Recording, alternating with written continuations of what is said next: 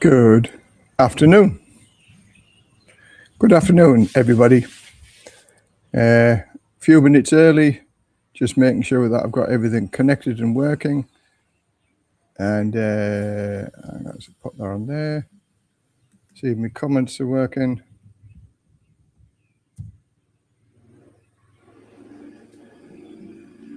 Some guy on the motorbike. Okay, 2 people in the house. And I put a comment on there. Hello. So is everybody okay? Picture okay? The comments, the voice okay? Everything's working. It's been a while now since I do this, so just put a little comment if you can hear me, and we'll go from there. A little bit early, 4 minutes to go before we start. Wow, nice to see you back. Okay, it sounds as if it's working then. Thanks very much. All good. Oh, fantastic. It's been a while. I was going to do a couple of live streams in the UK, but my sister Sundays is an ironing day.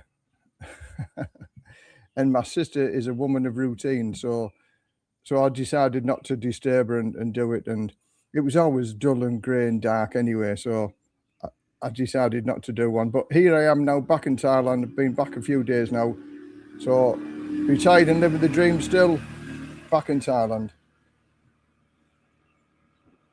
Hello, Perth, Australia. Hear you loud and clear. Fantastic. Thanks from Australia. Good. All good. Okay, good. Right, let's have a look. So this is your chance to ask wherever you want to know. Again, I've been to the UK and I'm back now, and I'm here for 2 weeks, and then I go to the Philippines. And I'm going to go through the various reasons why I'm going to go to the Philippines and what I'm looking for and what I'm seeking, what I'm going to do, what the future holds. 5 weeks in the UK, I can guarantee that I ain't ever going to live full-time back in the UK again, ever. I went back in May and June time thinking, at least we're almost in summer. How I was disappointed with the cold weather. It was dreadful. On my first video that I did, walking down into Redcar, I got caught in the shower and I was freezing cold. And like I said, I never ever want to feel like this again. I'm back in the summer now, as you can see, blue skies around us. This is rainy season. It rained a little bit last night. We've had a couple of hours of rain most days since I've been back. But today I've just been in the garden all day, cutting the grass. Well, 3 days I've been in the garden, really, cutting the grass, weeding, clearing all the garden out, ready for when I go away again in less than 2 weeks' time now. How time goes by really, really quickly like that. So again, if anybody wants to ask a question, put a capital Q at the beginning of it, and as the messages scroll down, I'll see there's a Q. It means it's a question. And if I do go on a little bit, I'm answering the questions. And then forgive me if I miss your question, because sometimes I do rattle on with regard to answering the questions. And as the messages scroll up, I may miss your message. Good day, Les. Nice to see you in your natural habitat. There is no summer in the UK. No. Well, apparently we had it. We had a heat wave in May, which is very, very unlikely. I think the hottest day in May in 80 years. And then I came back to Thailand on the 9th of June. And every day up until the 9th of June was rainy, cloudy, grey days. And he said by the weekend, I came back on the 9th, which is a Tuesday, I believe. And he said by the weekend, it's going to get warm, but not as warm as it was during the heat wave. So the promise you jam tomorrow, and it never, ever comes. Again, all over the country, there's different weathers. The southerners get more warmth than the northerners do. But when the sun comes out, 5 long days I had with beautiful sunshine out of 5 weeks of being there. And maybe 4 or 5 half days with cooler sunshine, if you like. But hey ho, that's the way it goes. That's what England is all about. Question: how long are you planning to visit the Philippines for, and what are you going to do there? Are you thinking of seeing if it's a place you might want to live? Is it easier to live there for visas? Okay. Hello, Jackson. Hello, mate. Good to see you back. We'll have to grab something to eat before you head out again. Yeah, I was going to contact you. I was pop round for a cup of coffee one day. There's many things to talk about, and yeah, it'll be interesting. So yeah, I'm meeting somebody tomorrow, and then I'll go to see my friend in Trat on Thursday, Friday. So Tuesday or Wednesday, if that suits you.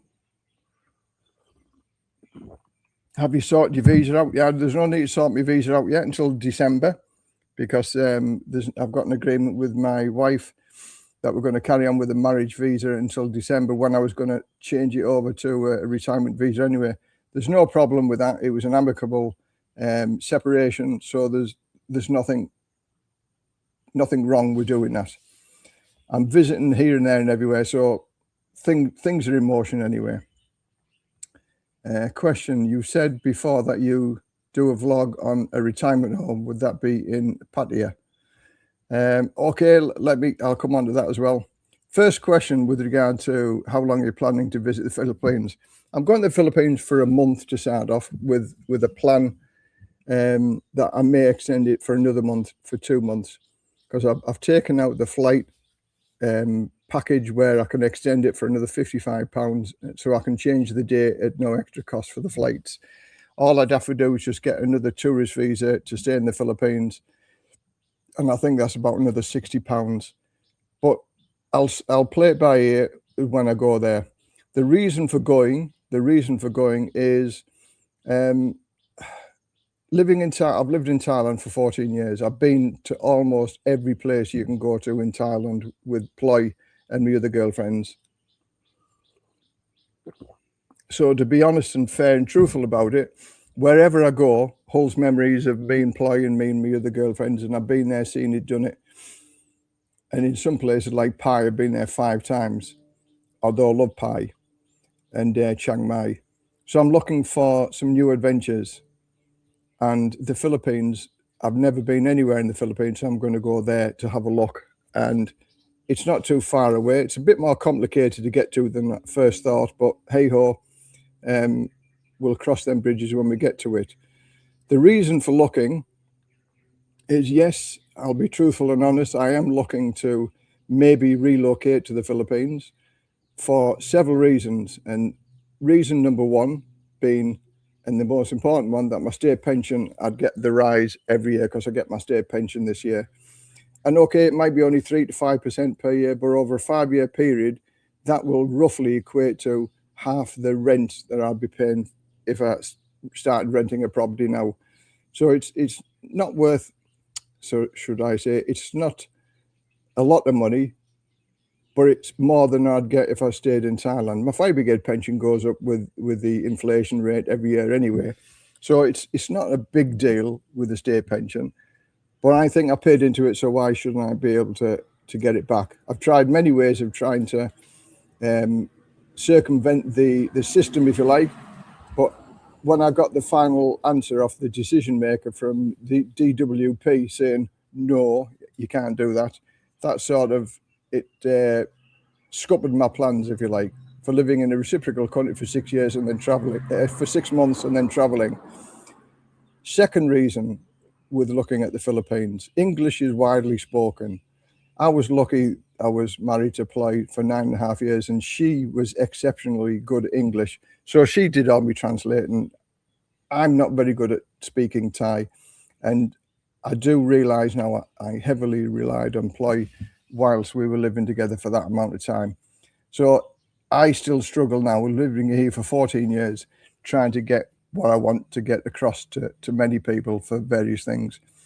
In the Philippines, English is more widely spoken than it is here in Thailand. The third reason, visas. If you have $15,000, which is about £12,000, you can get a visa for life in the Philippines, and you can stay in the Philippines. And all you need to do is go to immigration once a year. No 90 days, no in and out of the country. They make it possible for you to be able to live there long term.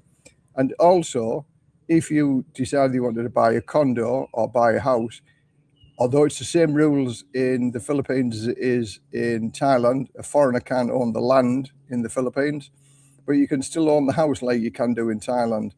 And you can use that $15,000 towards the purchase of a condo or a house. So it's not tied up in the bank just for visa reasons. So that's the three main options as to the reason why I'm looking at the Philippines. This house that I've got here is a beautiful house. It's going to take some beating. It's probably the best house I've ever lived in the whole of my life. So this is what the Philippines has to equal, if not better, for around about the same price. Just looking at various videos already, house prices seem to be a little bit more expensive over in the Philippines than it does over here. So swings and roundabouts, I'll be boots on the ground on the 25th. I'll give you my honest opinion. And after a month, I can't tell people, yes, you should move here. No, you shouldn't. A month isn't long enough. So if I extend it to 2 months, then I'll have a better view. But my feelings are that I'll come home after a month because I'll need to do the garden and sort things out and have a better plan and go over there with 2 or 3 months, get the gardener employed over here so they can take care of the house, because it's been 3 days of hard work, which I don't mind the hard work and I like gardening anyway. So that's the way I'm looking at going to the Philippines. Are you money motivated? Never have been money motivated, no. Philippines visa is very easy, just renew every 2 months. Yeah, that's to the tourist visa for 3 years. And then if you leave the Philippines, it reverts back to the 3 years again. So you only have to go outside the country once and come back and it starts off for 3 years again. That's another easy way for the visa. Hi, Les, any interest on the house sale? I've had a few tire kickers and a few people have inquired about it. But in reality, I can't really do nothing until I come back from the Philippines. I'm only here for 2 weeks. There's a couple of people who wanted to come around and have a look at it. And I said, have a look after I come back for the Philippines. I'll be in a better frame of mind then as far as whether I'm looking to sell 100% or whether I want to stay here. It's beautiful here. It's only when I went back to the UK for a while, I fully understand and appreciate where I am and how lucky I am to be here. It's stunningly beautiful, beautiful beaches, 8 minutes away. I've got a good friendship structure here, friends, and I can go anywhere that I want. Thailand is still a beautiful place, but the world's my oyster now. I can pack up and go anytime, anywhere I want. So life is good here. Wow, Visa for Life, that's amazing for such a small amount too. Sounds like it would be much easier to move and stay in the Philippines without the headache of at least not as many. Yeah, I mean, there's a lot of people who said don't go to the Philippines, and there's lots of people who said go to the Philippines. But at the end of the day, I've got to make my own mind up, don't I? Nice if you can do a vlog nursing home in the Philippines. I'll come on to the nursing home or the care assisted cares. I'm not sure whether to get a 1-bed flat or a canal boat. Pros and cons to both. I looked at canal boats. I looked at all sorts of options of having some sort of place in the UK, and none of them worked out very good. Canal boat is going to cost for permanent mooring, insurance, maintenance, and they are very cold in the winter. A 1-bedroom flat, no matter where you are, you're going to always have to carry on paying the standing charges for the electricity and gas meters and the council tax. So even if you own it outright, they're going to come back for the money after you. So I looked at buying a motorhome and just touring around England and Europe for 6 months and coming over to Thailand or the Philippines for 6 months. Again, tax, insurance, where to park it. It's just added costs. And I can do without them added costs. I'd sooner be able to just rent one if I went back home. Then I don't have any worries about insurance, don't have to worry about storage. Okay, it might be a little bit more expensive, but take out all them hidden costs. And having the money in the bank is a much better idea than owning something. Again, I'm going to come on to another subject that sort of is interesting and not many people think about. And that happened to me on my first day that I'm back, and I've still been dealing with the aftermath of it 3 days later. And that's because people don't plan. But I'll come on to that a little bit later. But it's not a nice subject to talk about, but it is a very important subject. Nursing homes and things like that. I've already looked into assisted living and care homes and things like that in Thailand. And for 41,000 baht a month, you can live in a beautiful apartment in Hua Hin, 24-hour nurses on call with swimming pools, nice seating areas. And that's 41,000 baht a month. That's less than £1,000 a month. Now in England, for a care home with no outside seating areas because it's too bloody cold, it's £1,000 a week. So again, I'm on my own at the minute, and I don't intend to find anybody to jump into Ploy's shoes straight away. So I'm looking at the option of getting a cleaner in, a carer or somebody like that, just to come in, clean, do some batch cooking maybe once or twice a week. So I'm looking at that idea in the Thailand, but I'm also looking at that idea in the Philippines. And already with a little bit of research that I've done about the Philippines, about their option having it's called it in-worker or out-worker. In-worker where they're living in the house with you, or out-worker where they come to the house and do the work and then they leave. It is much cheaper to have somebody to care for you in the Philippines than it is in Thailand. But I'm going to look into that more when I go over there. I'm going to a place called Dipolog, which isn't on the tourist map, but it's 3.5 hours by ferry to Dumaguete. So Dumaguete seems to be one of the main places where a lot of foreigners go live. So I'll be looking at Dumaguete, and I'll be looking at that assisted living or care homes, because that's on my mind as well now. Whereas to get a new girlfriend, to go through all the process, it might be just easier to go, because I like me travels. It might be just easier for me to get a cook, a carer, a cleaner in or whatever, and just live the single life. Because I've been married 4 times, so if I can't make it work 4 times, who's to say the 5th time is going to make it better? But all of these things I've got to consider, and I've got to make my own mind up with. Your whole vlog is about money. The vlogs that I did in UK, there are a lot of people who are interested in the monetary value of things. It may be all about money, but when you pay £5, £4, £5 for a cup of coffee and you're only paying £1.60, £2 here, many people just want to realise how lucky they are by living here.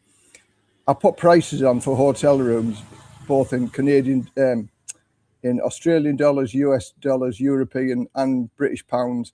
That's to inform everybody how much it is. Because if they don't travel to Thailand, unless they look at the information with regard to how much it's going to cost in the currency, then they have to work out the currency. So that's why I put the monetary values on most things. It's an informative, it's nothing to do about money. I have enough money to live on, and I've done several videos with regard to how much I live on, and people are interested in that. I mean, you might not be interested in that. If you're not interested in that, well, go and watch another video somewhere else.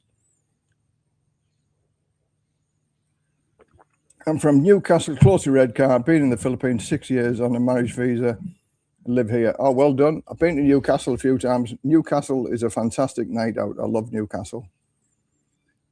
I think you are devastated by events that has happened recently. You haven't given yourself enough time to regroup, take your time, Les, sit back, take stock and rethink, but the Philippines is not. Well, how can I answer that one? Yes, a lot of things have happened. A lot of bad things have happened in the last 3 or 4 days.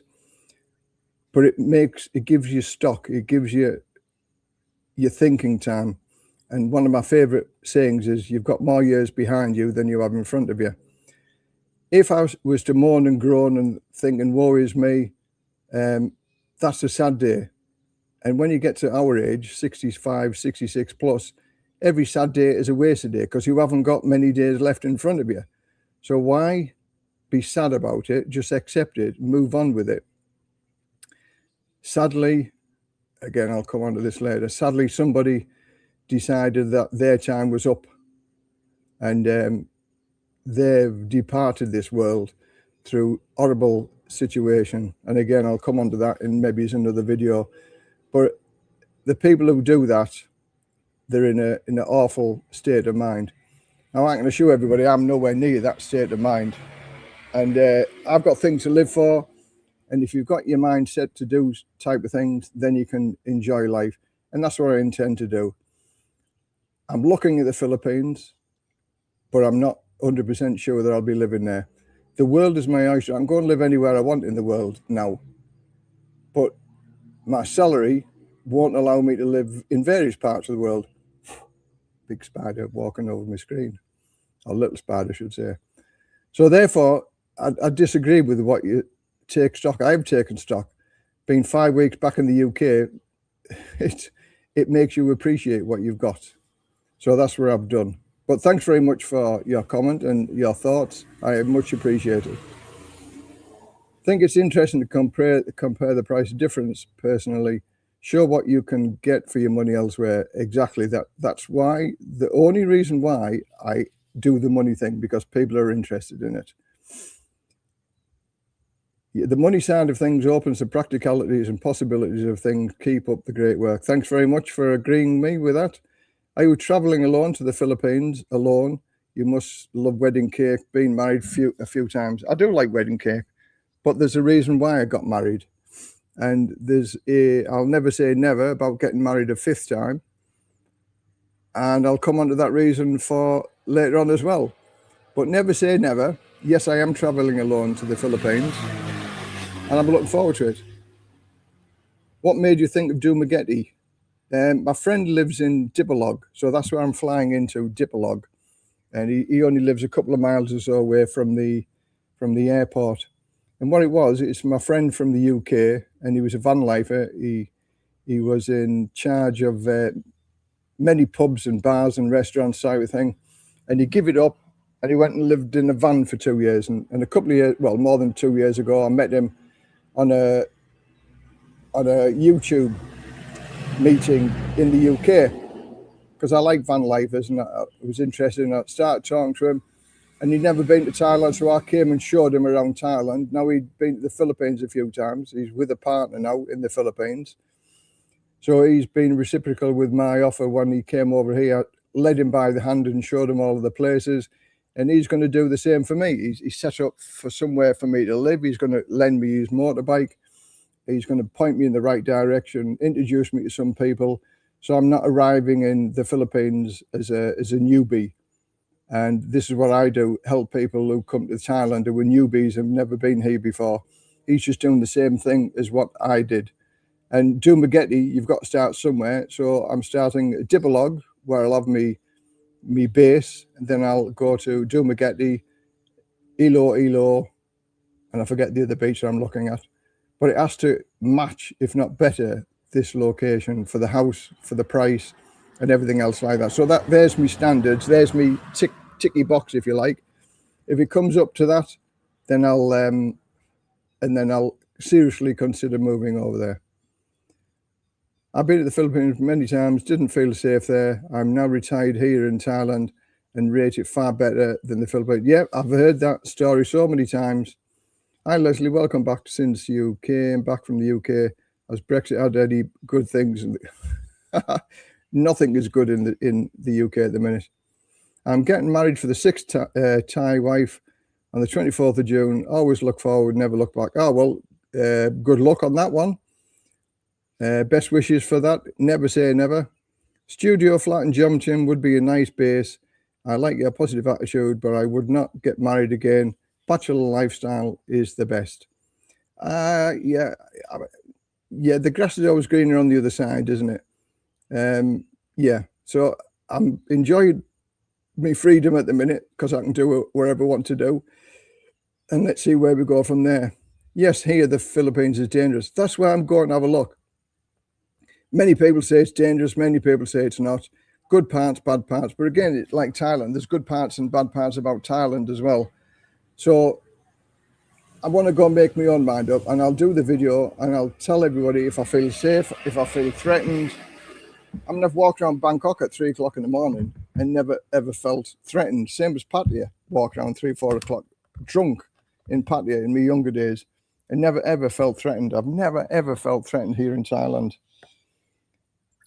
But there's like everywhere you go in the world, there's good places and bad places, good places to live, not so good places to live. Fortunately, I've got the income to put me into a nice location. They're called suburbs, where it's like a big gated community where they've got security on the main gates. You know, they have loads of them in America. So if that's what I need to do, that's what I'll need to do. But as long as it's near a beach and a shopping mall where I can do my shopping, then that ticks a few more boxes. Hi, lads. If you had millions banked, where would you like to settle? Well, I wouldn't want to settle in America, Australia.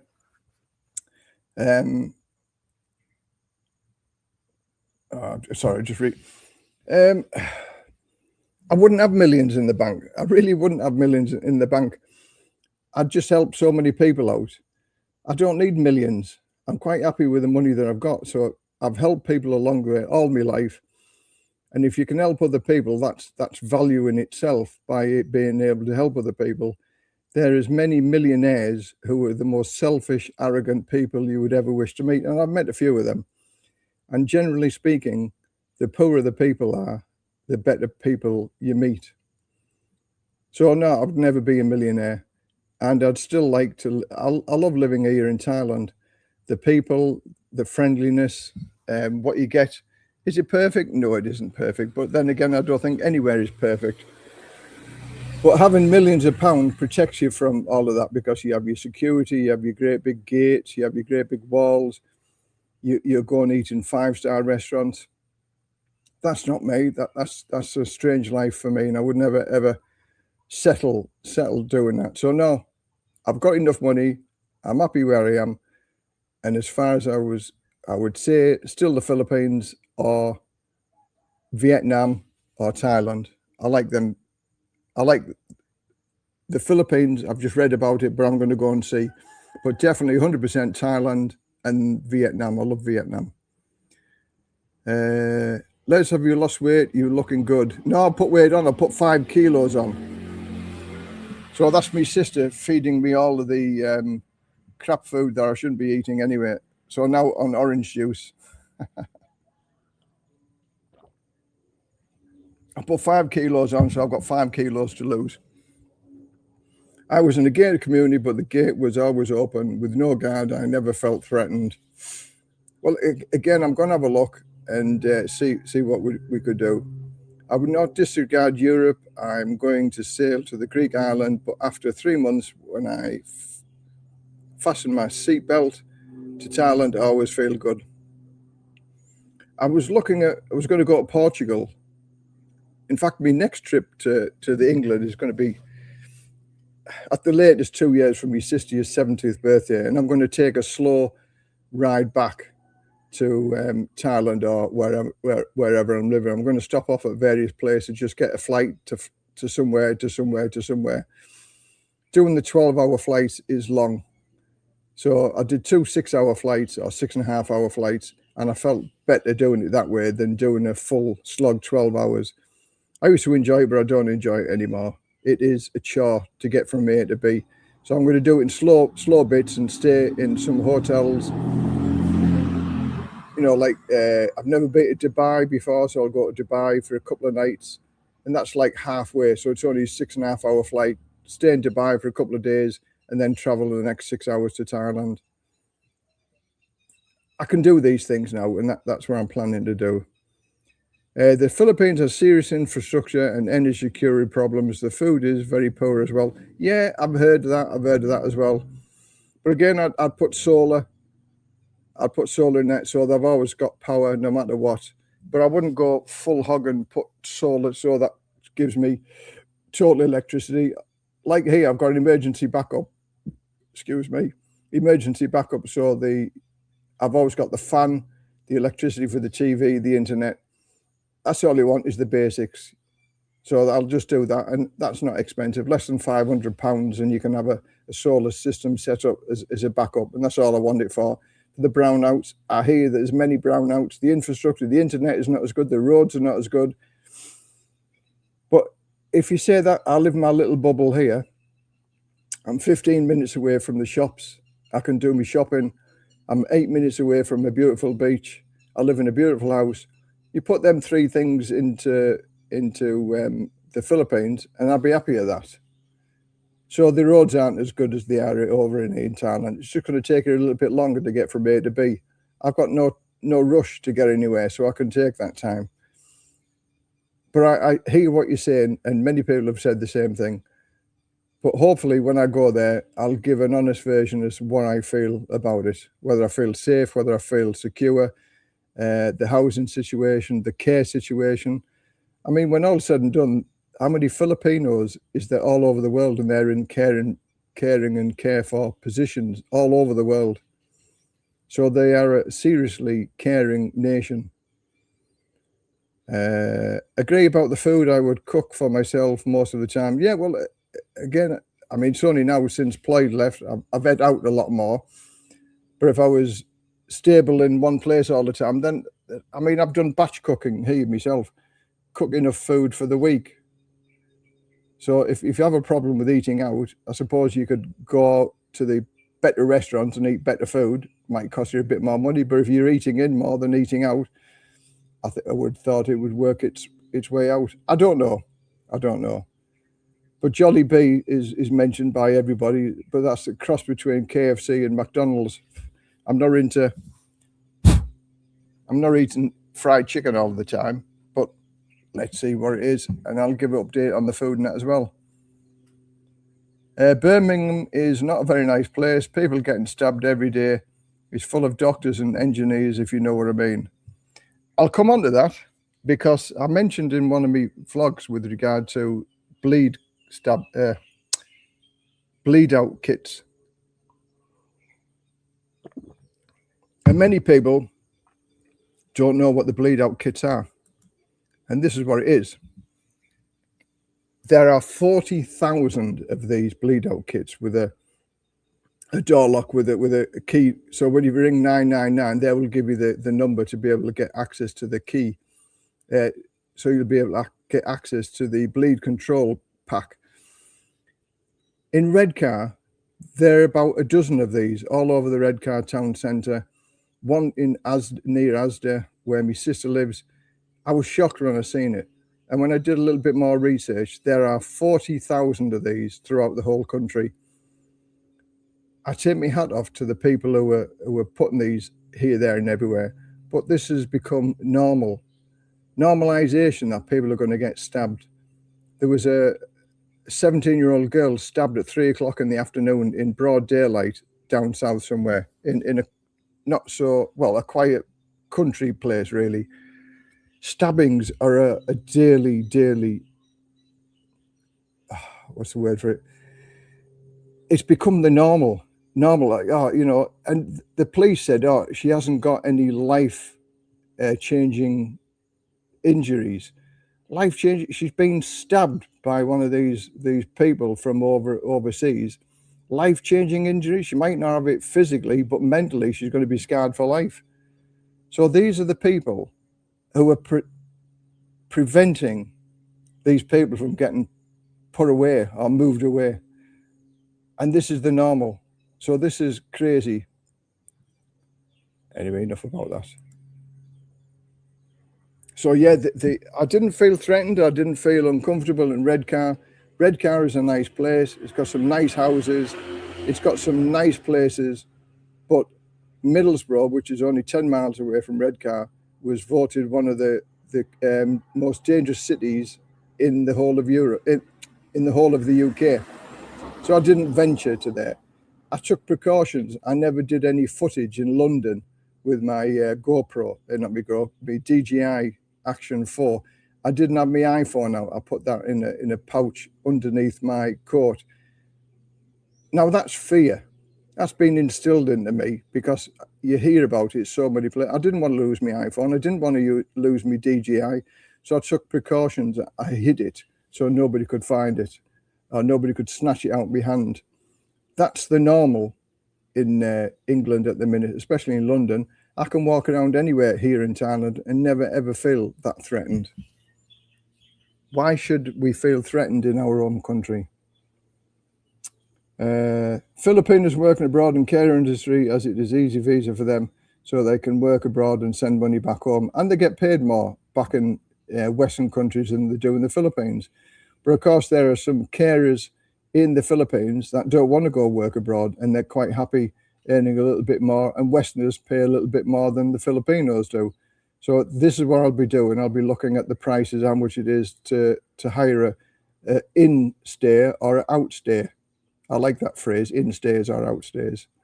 Because with both methods, if somebody lives with you, then you're responsible for their tax and insurance and food and things like that. But if they're out carers, then you don't have to do that. So there's various rules and regulations that you have to abide to as well. Home to retire in Bang Seret or Charm in 4 years' time. New Zealand is expensive now. Yeah, I mean, it was expensive when I went a number of years ago, and it's not getting any cheaper, is it, anywhere? Jollibee is horrible. You order on a touchscreen and they get you a ticket, then you go to another counter, paid, then another counter to collect. It's right pain in the ass, and the food sucks. Oh, well, I'll have to find that out. But I ate some fried chicken from the market the other day, and it was beautiful. Always is nice from the market. Have you ever been to Chiang Mai, Les? Is it a livable place? Yeah, Chiang Mai is nice. I like Chiang Mai. I usually went there for Christmas when it's a bit cooler, Christmas and New Year. It is livable, but then you get lots of people who complain of the burning season, and it's one of the most polluted cities in the whole of Thailand, Chiang Mai, because of the burning season for 3 months of the year. There are a number of care homes in Chiang Mai, and I've been invited to go and do a vlog on some of them, but I can't honestly do a vlog about a care home or a nursing home in a place, Chiang Mai, that for 3 months of the year is polluted. So anybody that has any breathing difficulties, they won't enjoy living in the smoggy, and so therefore I've declined any invitations that I've had to go and do a vlog on nursing homes and care homes in Chiang Mai. But for the rest of the year, for 9 months of the year, it's a beautiful place, and it's reasonably priced as well. So I wouldn't think about living in Chiang Mai at all. For the nice parts of it, yes, and because it's interesting, it's beautiful, it's old, quirky, and it's nice to live there. But everything shuts at 12 o'clock as well. Would you self-insure or opt for self, or opt? Oh, that's disappeared now. Let me have a look. Or would you opt for health insurance and the confident they would pay out when needed? I've got health insurance. I've had health insurance now for 12 years whilst I've been living here. I've just paid the renewal, and it cost me just under 25,000 baht for 700,000 bahts worth of cover. Now, I know many people say that's not enough money to be insured for, but I can find 25,000 baht very easily, but I can't find 700,000. And at the minute, I'm feeling healthy. I'm not on any lotions, potions, medication, anything else like that. Nothing seriously wrong with me or heading that way. I've had the CT scanner done of my heart and my lungs. They seem to be okay. So I've got no medical worries, if you like. So why do I need to cover myself for 2 or 3 million baht? And of course, the insurance agent is going to get more of a commission if you have a 2 or 3 million baht insurance. I'll put it up next year because my salary goes up next year because I get my state pension. So I'll pay the extra and I'll get insured for maybe 1.2 million, something like that.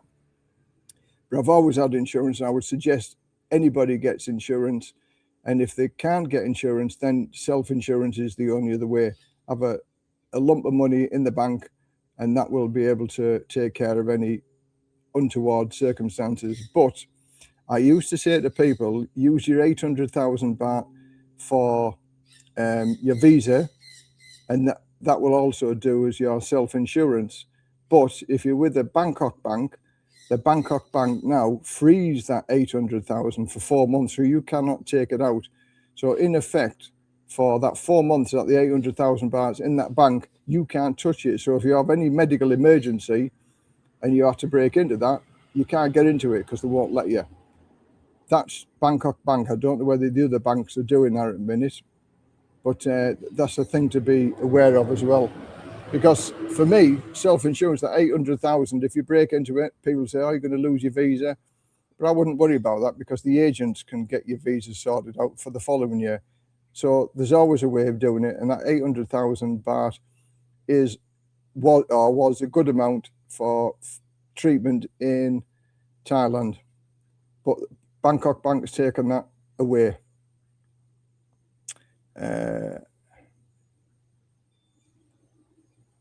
And another from Perth, WA, Western Australia. Hello, Perth again. Thank you. That's time for your advice. Stay safe from Scott and you. Okay, cheers, Scott. Thanks very much for watching. I've been in the Philippines for a year. Jollibee chicken is really dry, to be honest. Okay, well, I'll have to find that out myself, won't I?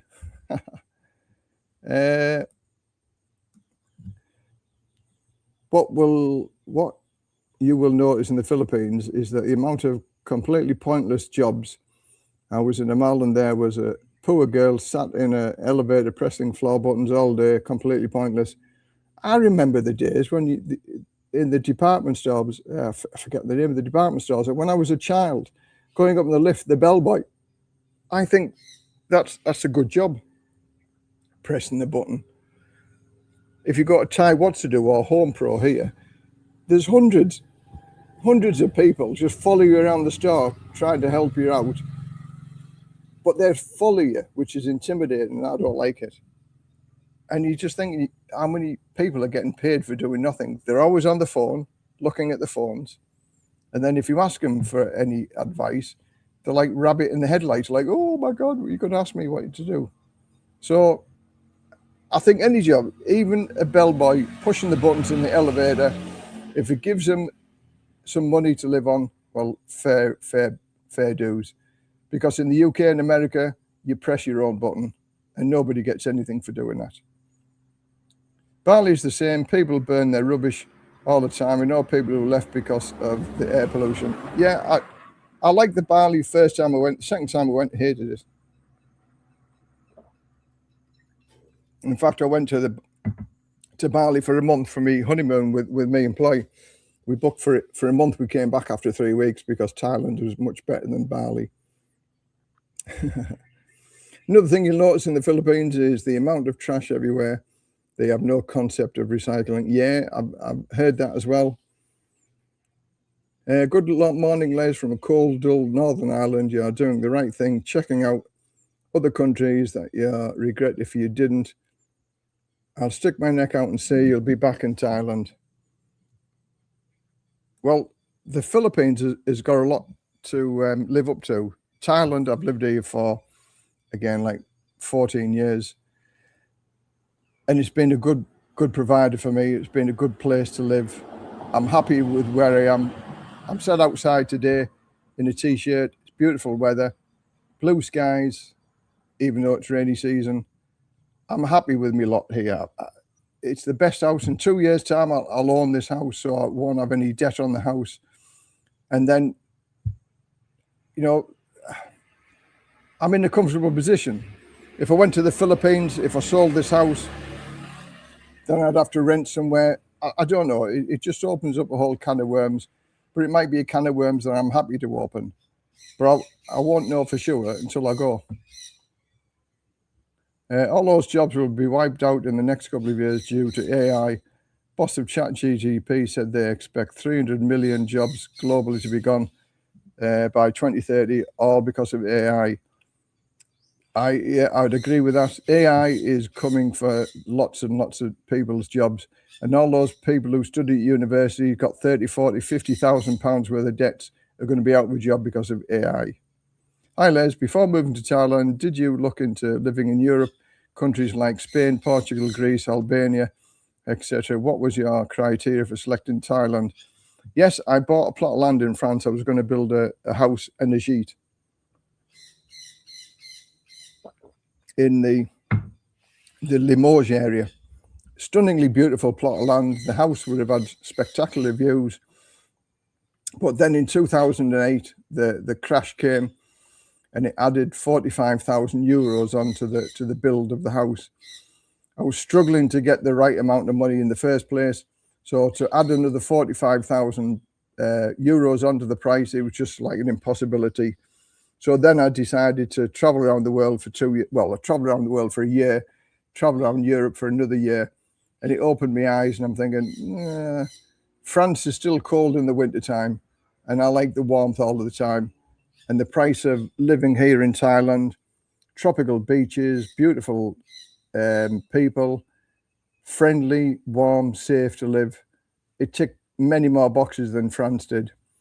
Portugal, I've not been to Portugal. That was on my list to go, and I'm going to go have a look there next year in Portugal. I'll spend a month in Portugal because that is closer to home, to my family and friends, than this is here. So again, I'm not going to not tick any boxes. I'm going to look anywhere and everywhere. But at the minute, Thailand still wipes the floor out of everything that I've seen up to now.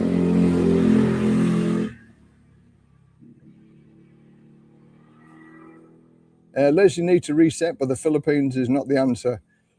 Well, I'll find that out when I go and have a look. But if I don't go and have a look, then I'm never going to know, am I? Better the devil you know sometimes. I agree with that. How you look more healthy now. You're back in Thailand. We'll be back in Samui in 10 days. Can't wait to be back in Samui. Good. Have a safe trip coming back to Samui. Philippines is weird. You'll pay more in rent for smaller rooms than you'd get in Thailand. Not sure why, but it's real. One advantage is the Amazon US will ship here. Lazada's good over here. I'm happy with Lazada. You will not own the house. You cannot own the house. Yeah, that's the same in Thailand and in the Philippines. But there is 5 ways you can protect yourself from losing your house over here in Thailand. There's a lot of controversy going up with company formations and stuff like that to circumnavigate the system. But there are 5 legal ways where you can protect yourself from the house not being yours. I understand. I've taken legal advice with regard to this because I'm on my own now, and I have to protect my investment where I put the money into, so nobody takes it away from me. And there are ways of doing that. It's not like the conventional ownership in the UK or America or Australia. It's different, but it's still doable, and you can still be safe, and you can still sell it, and you still have the right over it, and nobody else can steal it from underneath you, sell it, or do anything untoward. But you have to take legal representation and legal advice and do it all legally. And for those people who don't do it legally, well, then they're fooled to themselves. Oh, hang on, there was a question there. Let me scroll back a little bit. Oh.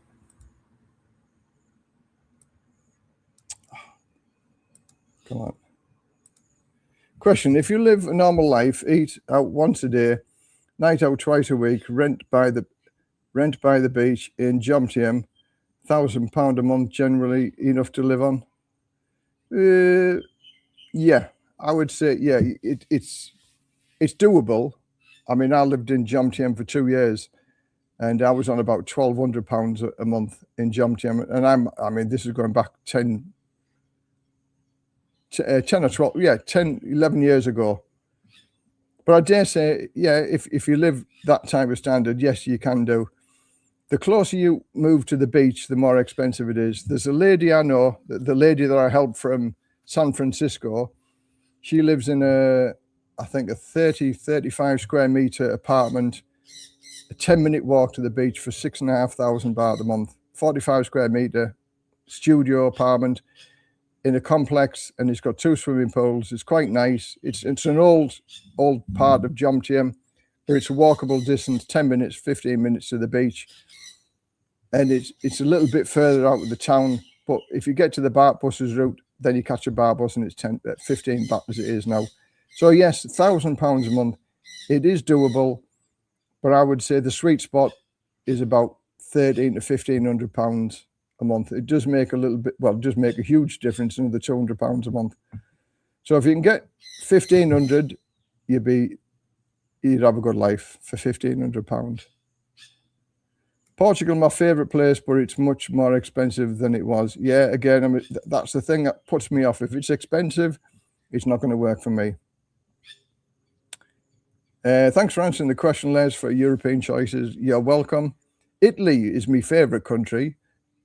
Italy, with by far, is the favourite. And I looked around Italy, but I couldn't afford to live in Italy. It's far, far too expensive.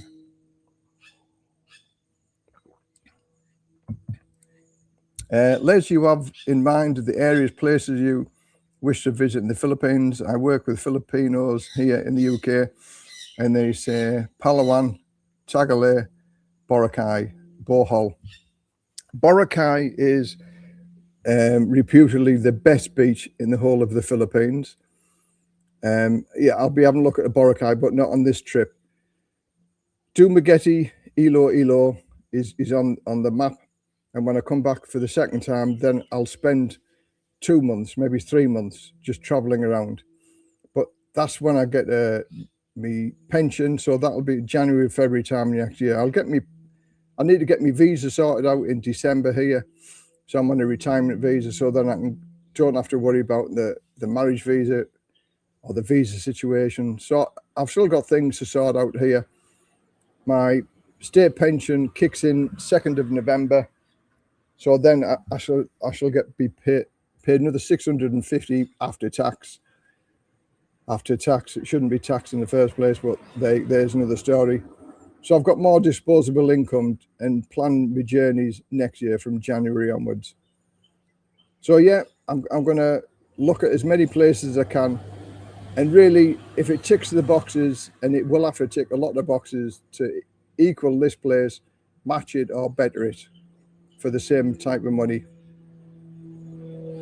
Have you considered Malaysia? Incredibly safe, insanely good food and great healthcare. Penang would give you the beaches if that is your priority.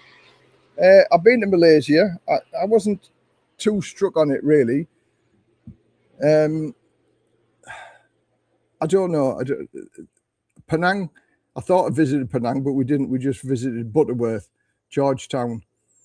And I'm thinking, why do people rave about this place? Because I thought I was in Penang, but I wasn't. And it was only when we left, because we stayed there for 5 days, somebody told me you had to go over the causeway, and that was Penang. So it was the only mistake I really did in the whole of the round the world trip. I was in the wrong place. I thought it was in Penang, but I wasn't. I was in Butterworth, because that's where the train stopped. And I thought that was where because I booked a hotel in Penang, and that's where it put me, in Butterworth. I can laugh about it now, but I will get back to Penang one day. In fact, we were going to go to Penang. It would have been our 10th wedding anniversary. Well, our 10th anniversary together. Me and Flying was going to go take it to see Kuala Lumpur, the Petronas Towers, and then we were going to go spend a week in Penang. But hey, that's changed now. Have you considered? Oh, yeah, I've done Malaysia.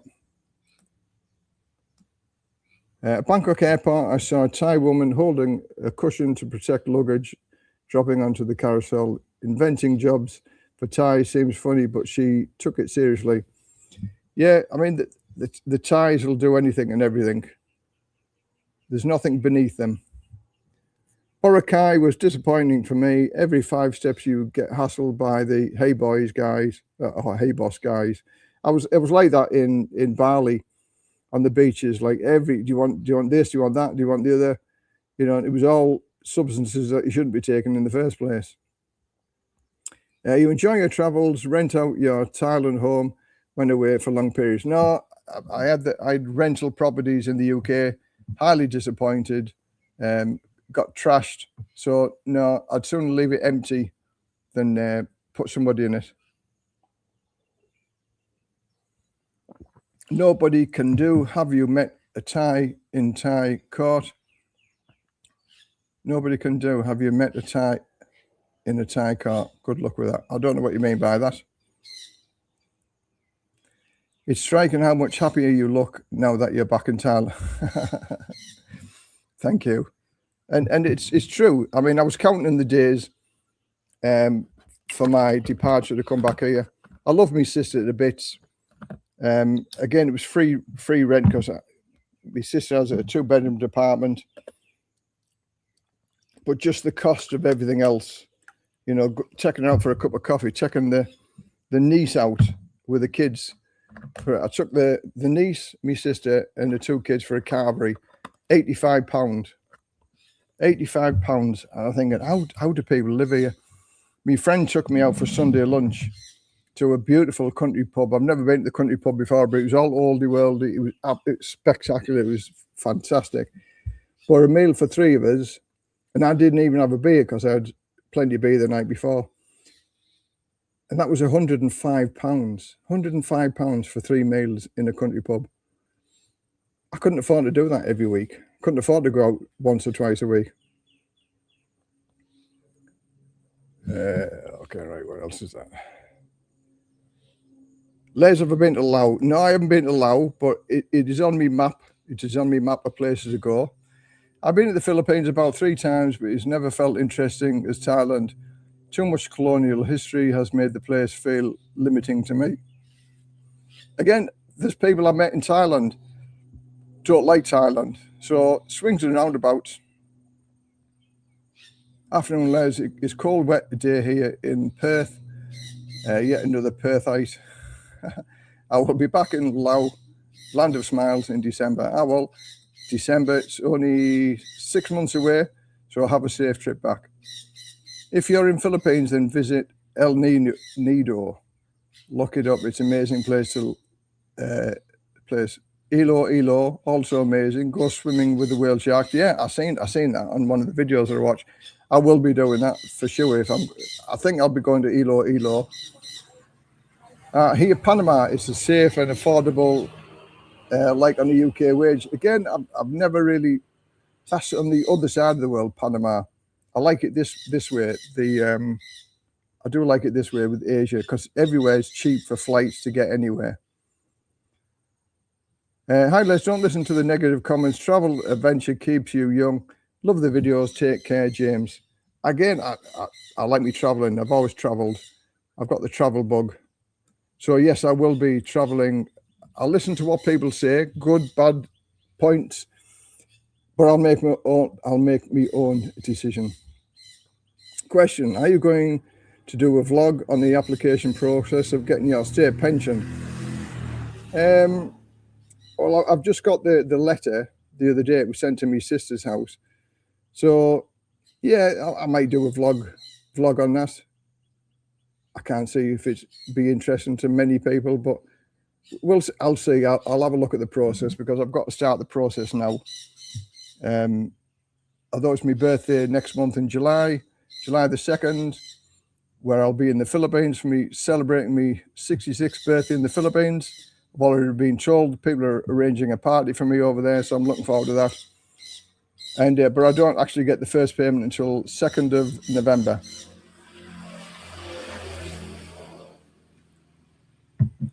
Yes, 2nd of November you'll be having a big drink and an extra £1,000 a month.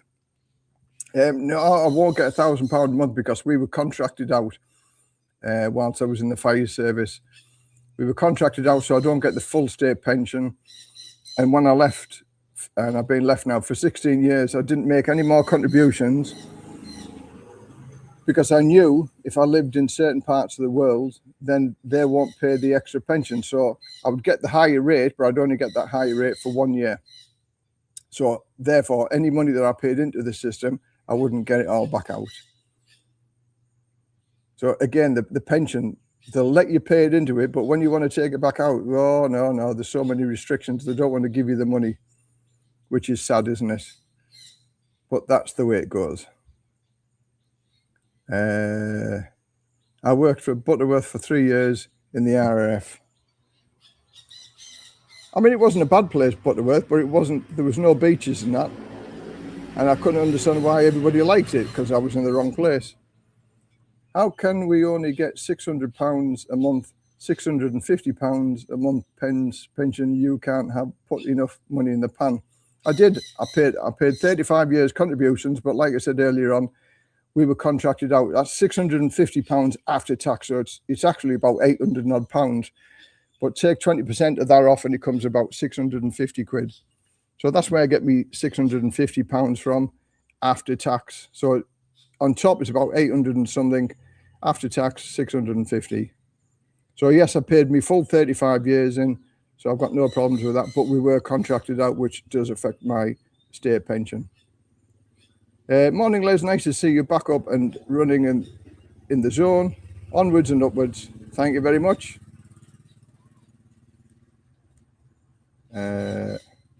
Just back yesterday from Prague. Checked, was shocked at how much it cost. For three of us, 3 days, spent £2,000 hotel, food and attractions. Hotel was supposed to be 4-star, but was really 2. Yeah, Prague was beautiful, but I felt very threatened. We went there on a lad's weekend to Prague, so it was sort of a different weekend, and I felt threatened. We stayed in groups, and if 6 of us went into a bar, 6 of us came out of the bar. We'd never leave anybody alone. And one of my friends got robbed at gunpoint. Yeah, I'll say no more about that, but robbed at gunpoint, and he lost his iPhone, his wallet, thrown out the taxi, and to make his own way back to the hotel with nothing in his pockets. But he was just grateful that he still had his life. So that really frightened him, and that was Prague. You obviously understand split up in the UK and what it means for most males. Try taking a Thai lady to court in Thailand. That's what I mean. Good luck with that. We've already sorted it out. Again, we're not going to court. It's an amicable agreement. We both signed the forms. We're both happy with what we're doing. So there's no need to go to court. She signed the car and the motorbikes over to me already. She's got no hold on the house because she wasn't on the contract. So it's not worth fighting for. And is she really going to fight me for, what's she going to fight me for? Because she's already signed the form and she's already signed everything over to me anyway. So it was an amicable agreement. But I do also understand that sometimes it isn't an amicable agreement. Taking to court is a nightmare. But I'm one of those that will not have that nightmare. Great, you bounce back, mate, level. Yeah, I bounce back.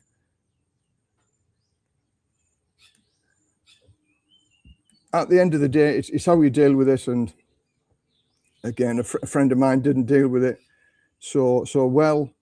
I'll do a video about that, but it wasn't a happy ending, that's for sure. Quite fancy Poland, seems safe to me. What's your thoughts, guys? Poland, yeah, I mean, it's got none of the people that cause any of the aggression in the rest of Europe. But Poland, I've never been to Poland, so I can't comment on that. I have a few medical issues, and the top medical cover I need to live in Thailand is £7,000 a year, free on the NHS. We'll stick to long holidays. But you've still got to have medical insurance when you come over here in case you suffer an illness in Thailand. So I would imagine that'd be quite expensive for long-term holidays. So look into it. But £7,000 a year is a lot of money for sure.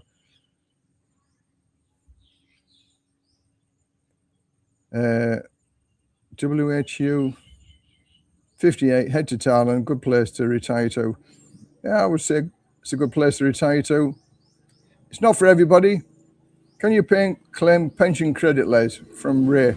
No, I can't.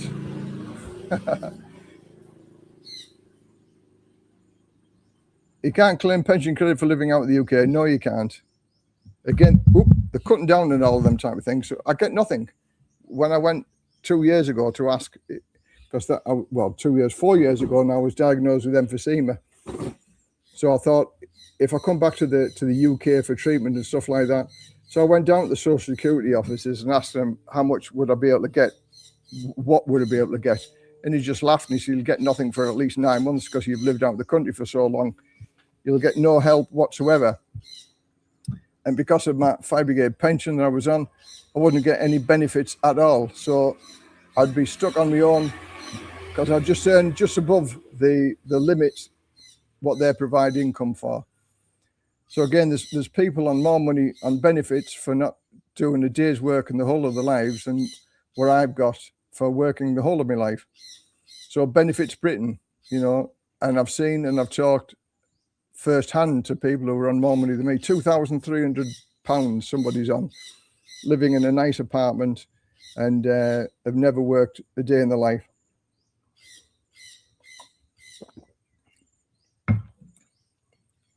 And they drive around in a mobility car, a brand new mobility car every 3 years. Not bad if you can get it, is it? Yeah, you have to be living in the UK to be able to gain any winter fuel allowance, anything like that. That's my number one planned patio. Patio isn't for everybody. It's a soul destroyer, patio. Cheers, Dave. Welcome back, Les. Glad you're back home. Hope you're all well. Yeah, I'm okay. Bit of a sad start when I first came back, first day, but again, after that, everything's hunky-dory, and we're getting there. I think £51 in the Etihad Lounge was the biggest rip-off, to be honest. Well, again, if you listen to the video, me and my friend had a beer downstairs just before I went through departures, and he had a pint of Guinness, I had a pint of Heineken, and that was £16 for 2 beers. So, you know, if you have 4 beers, then that's, you know, 20 quid or 25 quid. 8 to 16, £32. So £8 a beer is quite expensive, and I like my wine, so I had a few glasses of wine up there. A la carte menu, stunningly beautiful food. I could go at the counter anytime, drink what I want, eat what I want for £51, and I was in there for 2 hours. So I got my money's worth, that's for sure. So I don't think it's that big of a rip-off. They had showers there, so you could go and have a showers. Free internet. Can't complain. In my mind, it was worth it. I was contracted out too, but I've been topping up with an additional contributions. But DWP have changed the rules, making it very expensive to top up for future years. You're right, DWP do not like paying. That's why I never paid, because I knew I'd never ever get it back. So I think it was £800 a year. So £800 a year times 16 years. I can't do the maths in my head like that, but that's a lot of money. And because I live in Thailand, I would get the higher rate if I paid all of them extra £800, but I'd only get that higher rate for 1 year, then it'd be frozen. So all of them £800 would be worthless. I'd get an extra maybe 200 quid a month or something like that. So £200 a month, it's a lot of years before you get that money back. So that's the reason. So somebody always put the full pension in. How much would they get? I don't know. I think it's at the minute it's 12,300, 12,400 a year. I know it's just under the tax threshold allowance, 12,570. So yeah, the full pension's just under £12,500 a year on the UK state full pension. It's one of the poorest pensions in the whole of Europe. There's some guys here that are on a pension from Europe, £2,500 a month as a pension. I'd just love to get that as a pension, 2,500. I will never stick with one girl. It's just date girls as I travel to Asia. Yeah, that's one way of doing it. Emirates Lounge costs 100 quid. Wow, that's expensive. You hope you won't have a nightmare, in my experience. Money is money, especially in Thailand. Good luck anyway. Thanks for that, but she's got nothing to gain from it. What has she got to gain from it? A car and a motorbike, which is already signed to me. So, yeah, I mean, you'll hear the story in December when I go through the paperwork anyway, so I don't have any worries about it. Hi, stay in Brian Jack Place. Great guy, very cheap. Have a look at Banksaray or Chatham down south. Chatham was like, I quite like Chatham. It's a poorer version of Hua Hin, but Hua Hin has got a lot going on for it. But the traffic is very, very busy in Hua Hin. That's what I didn't like. Scroll it down a little bit. Oh. These questions are coming through. I get yearly travel insurance, allowed 45-day trips. That's 1,180 a year. Covers all my travels worldwide, so I tend to do 4 or 5 weeks. Oh, good for you. Well done. Thanks very much for sharing that. We are starting our journey at the end of the month. We are heading to Siem Reap, Central South Asia, possibly to retire, but it's a good place to bounce about neighbouring countries, Carlos and Linda. Yep, very good. You bounce about, see what you like. It's an amazing place. The whole of Southeast Asia. It's very nice.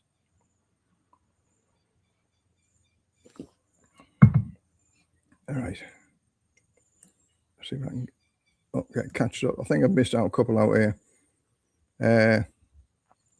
Guinness is only £5 on a Monday and £5.49 other days. And JD Wetherspoons, this is London prices. Asia are expensive too. Well, Asia is a lot cheaper than Wetherspoons, because I went to Wetherspoons a few times, both in Whitby and in Redcar. A pint of Doombar in Wetherspoons Redcar was £2.20. A pint of Doombar in one of the bars overlooking the river in Whitby was £5.40. And Doombar in Wetherspoons Whitby was £3.40. So there's a huge difference in three venues for the same pint of beer. But again, London prices, yeah, it is expensive, London prices. Again, that's why everybody struggles in London. I think Irish pension is about €250 a week, maybe a little more, but only a matter of time before they switch to universal basic income for everyone. Yeah. Sadly, I think that's on the cards. If you need a trustworthy Thai girlfriend, let me know. Had an American husband, but he died 2 years ago. No, I'm okay at the minute. Thank you very much, but thank you very much for the offer. Can you transfer your Thai pension into a Thai bank? Yes, I can, but I'll send it to my English bank account.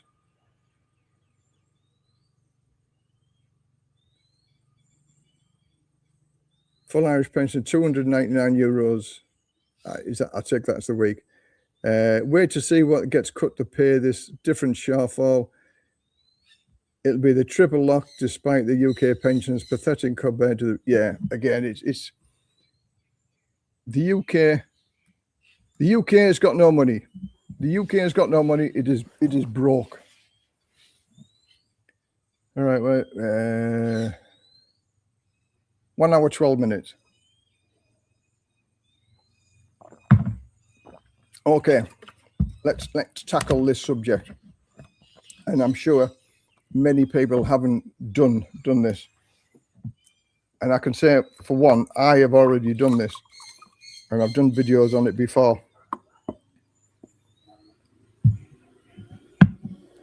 But if anything, it is just a heads up for you to do something. Plan for your demise, because we're all going to go there one day. Sadly, on my return to Thailand, a friend of mine passed away. I won't go into the circumstances, but it wasn't a very, very good passing away. But I've been sort of dealing with the after effects of this for 3 days now. I've been helping his wife contact the people that she needs to contact, find out the phone numbers that they need to find. So basically, when her husband died, he left no contact numbers, nothing what to do, who to inform, how to inform, and what is the process. I've already done that. When me and Play were married, I filled out all the forms, so it was handed to her on a plate. So if I died, she had all the contact numbers, who to contact, where to contact, what to do, and how to do it. Sadly, my friend who passed away didn't have any of this. So it's been a logistical nightmare. She lives up north, 6 hours away from me, so I can't do anything about it. So we've done everything by email, and I've contacted friends in the UK who've contacted the various departments. And it's a nightmare. For informing friends, the embassy, the immigration. So my message to those people watching this is make your plans. At least have a will, so everybody knows what's going on, because there's arguments over this, that, and the other now, because he didn't make everybody know what his wishes were. Everybody's wanting to put their pennies worth in. So make a plan. have a list of people to contact, have a list of things to do. Everybody thinks we're going to live forever, but we're not. We're all going to die one day. And just make it easy for those who are left behind to be able to deal with it in the sad situation that's going on, without having the uneasy necessary programs or people to contact. If you don't know, you don't know. So where do you start if you don't know? So make it easy for our Thai partners or partners wherever you are in the world, and let them know what you need to do. So I'll just leave it at that. But again, it's I've dealt with this firsthand now, and it's the first time I've had to do it to help a friend out who sadly passed away and left his wife to sort out everything, and it's a very tough situation. So make it easy. Do the work that you need to do, because you are going to pass away one day, and we never know when that time's going to be. Right, if off to Wetherspoons later and steak and ale, pudding, chips, peas and a pie, orange juice is £5.50, £5.80. As with any, I mean, Wetherspoons, different prices in different parts of the country. Whitby Wetherspoons for the same tandoori chicken was £2 more expensive than it was in Redcar. Same with the breakfast. The breakfast in Wetherspoons, fantastic. Decent meal, a pint of brew dog, £6 to £10. Breakfast, unlimited coffee, £5-6. Yeah, £5.99 I think it was for breakfast for me, and then coffee's £1.82. The problem with Jom Jim that you have lots of temptations that could cost a lot of money. I am in the northeast of Laos, but that is not for everyone but cheap. Yeah, temptations in Pattaya and Jom Jim every day. Thanks very much for that, Dave. I think having a will is the way to go. Again, I've got all that lot, so if anything happens to me, people, they can instantly find the paperwork and the contact and numbers who they need to ring, both English and in Thai. You can make a will at your local AMPER, costs are negligible, good for the 800k Thai baht for immigration. Well, again, it's pensions, for me, because this guy was of a pensionable age. He was getting a private pension as well. He wasn't old enough to get his state pension, but his widow gets a pension for life, but she doesn't even have the first clue as to who to contact and how to contact and what to do. So she's left. He left carrying the can, paying for all the funerals, all the debts that come with that, and there was nothing there. So she's stuck. She's stuck in a very hard place at the minute. But help is on the way. Financial help will be available, but not for another 6 weeks or so. So in the meantime, she has to deal with all that lot as well. So these are the situations that, if we pass away and you haven't made any provisions or plans for it, can seriously scupper and cause your loved ones really, really a hard time.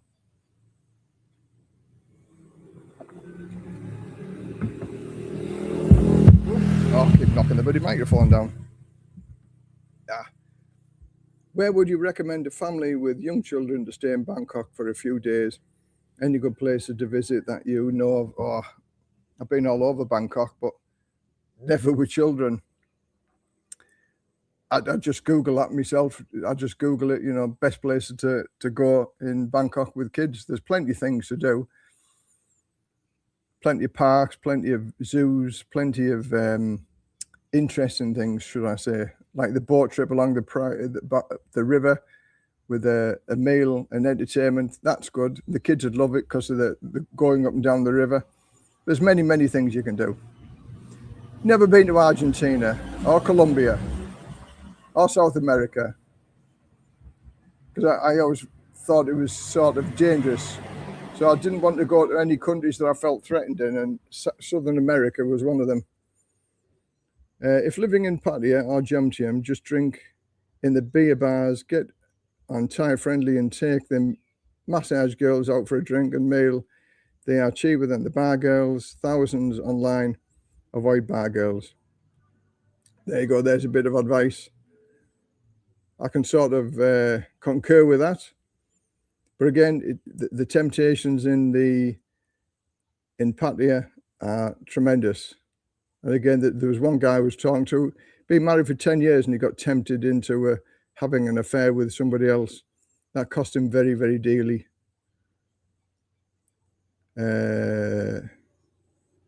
If you will at the Ampere, Thai bank will need to oblige as it goes through the Thai courts. Oh, again, I don't know.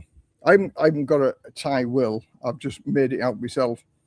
But as I was married to Ploy, then she became my next of kin. So everything went to her anyway. But now, since doing that, I've made a separate will.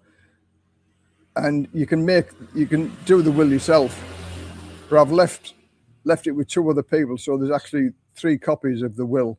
So nobody can cheat and say, oh, we haven't read this and got this. There's one with my friend, one with my sister, and one at my house as well. So if I pass away, the information is there. And it's also recorded that these wills are with my friends and my sister.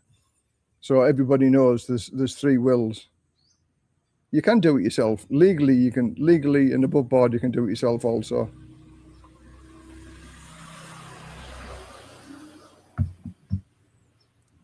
Just done it for a friend of mine, Will, at a Thai Ampere, and she got the money. So why are you saying?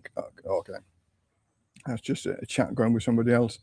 Okay, right. I put 5 kilos on, so I'm going to be back on my keto diet. And if you have a look in the description below, there'll be a link to my Buy Me a Coffee. And I do the keto diet. For me, it's the easiest diet I've ever been on in my life. It's so easy to lose the weight. So I put 5 kilos on. So this is me heaviest when I was 118 kilos. And I got down to 90 kilos. So 28 kilos altogether. But on that picture there that you're seeing, I'd lost over 20 kilos. And that is the jug of water that we collect every week or 2 weeks. And 20 litres of water weighs 20 kilos. So I was carrying that around for 24 hours a day. And I feel much better now, even though I'm back up to 99.5 kilos. So I need to lose at least 5 kilos to get back down to me 95 that I'm happy with. And another 10 kilos to get down to 90 I was just before, a week or so before I went to England.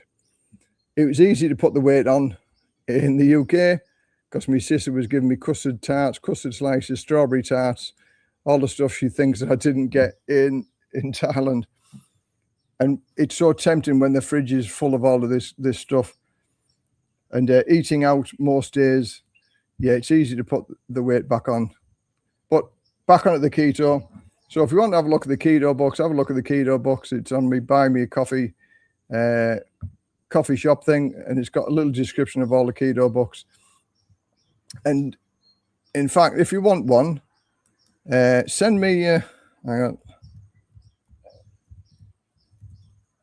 this piece on 58. Oh, hang on, I think I can do it with the banners. Oh, there we go. If somebody wants a keto book because they put a little bit of weight on, send me an email to this address, and I'll give you a free keto book. Keto is not a diet; it's a lifestyle, and it's got loads and loads of interesting information. I'll give you that for free, so that'll introduce you into the keto world. And I've got to say, I'm happy with the keto diet. It helped me, and it's easiest. It's like every diet. The first week is the hardest, no matter what it was. And after the first week, it's easy to do. You only eat 1 meal a day, so it's a cheap diet to be on as well. So have a look. If you want to go from fat to slim, send me an email and I'll send you the keto is a lifestyle, not a diet. So hopefully that'll help a few people out as well. But I've got many keto books, and I use these keto books for my weight loss. Air fry is one of the best machines you can have for for the keto diet. So, okay, I'll go back onto the questions. All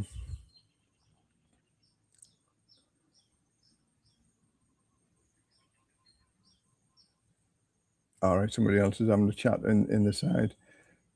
So when I came back, the garden was overgrown. I was only away for 5 weeks, and I made sure all the garden was cut. The hedges were trimmed. So I've spent 3 days in the garden getting it all back down to normal again. People have asked me why I didn't get the gardener in.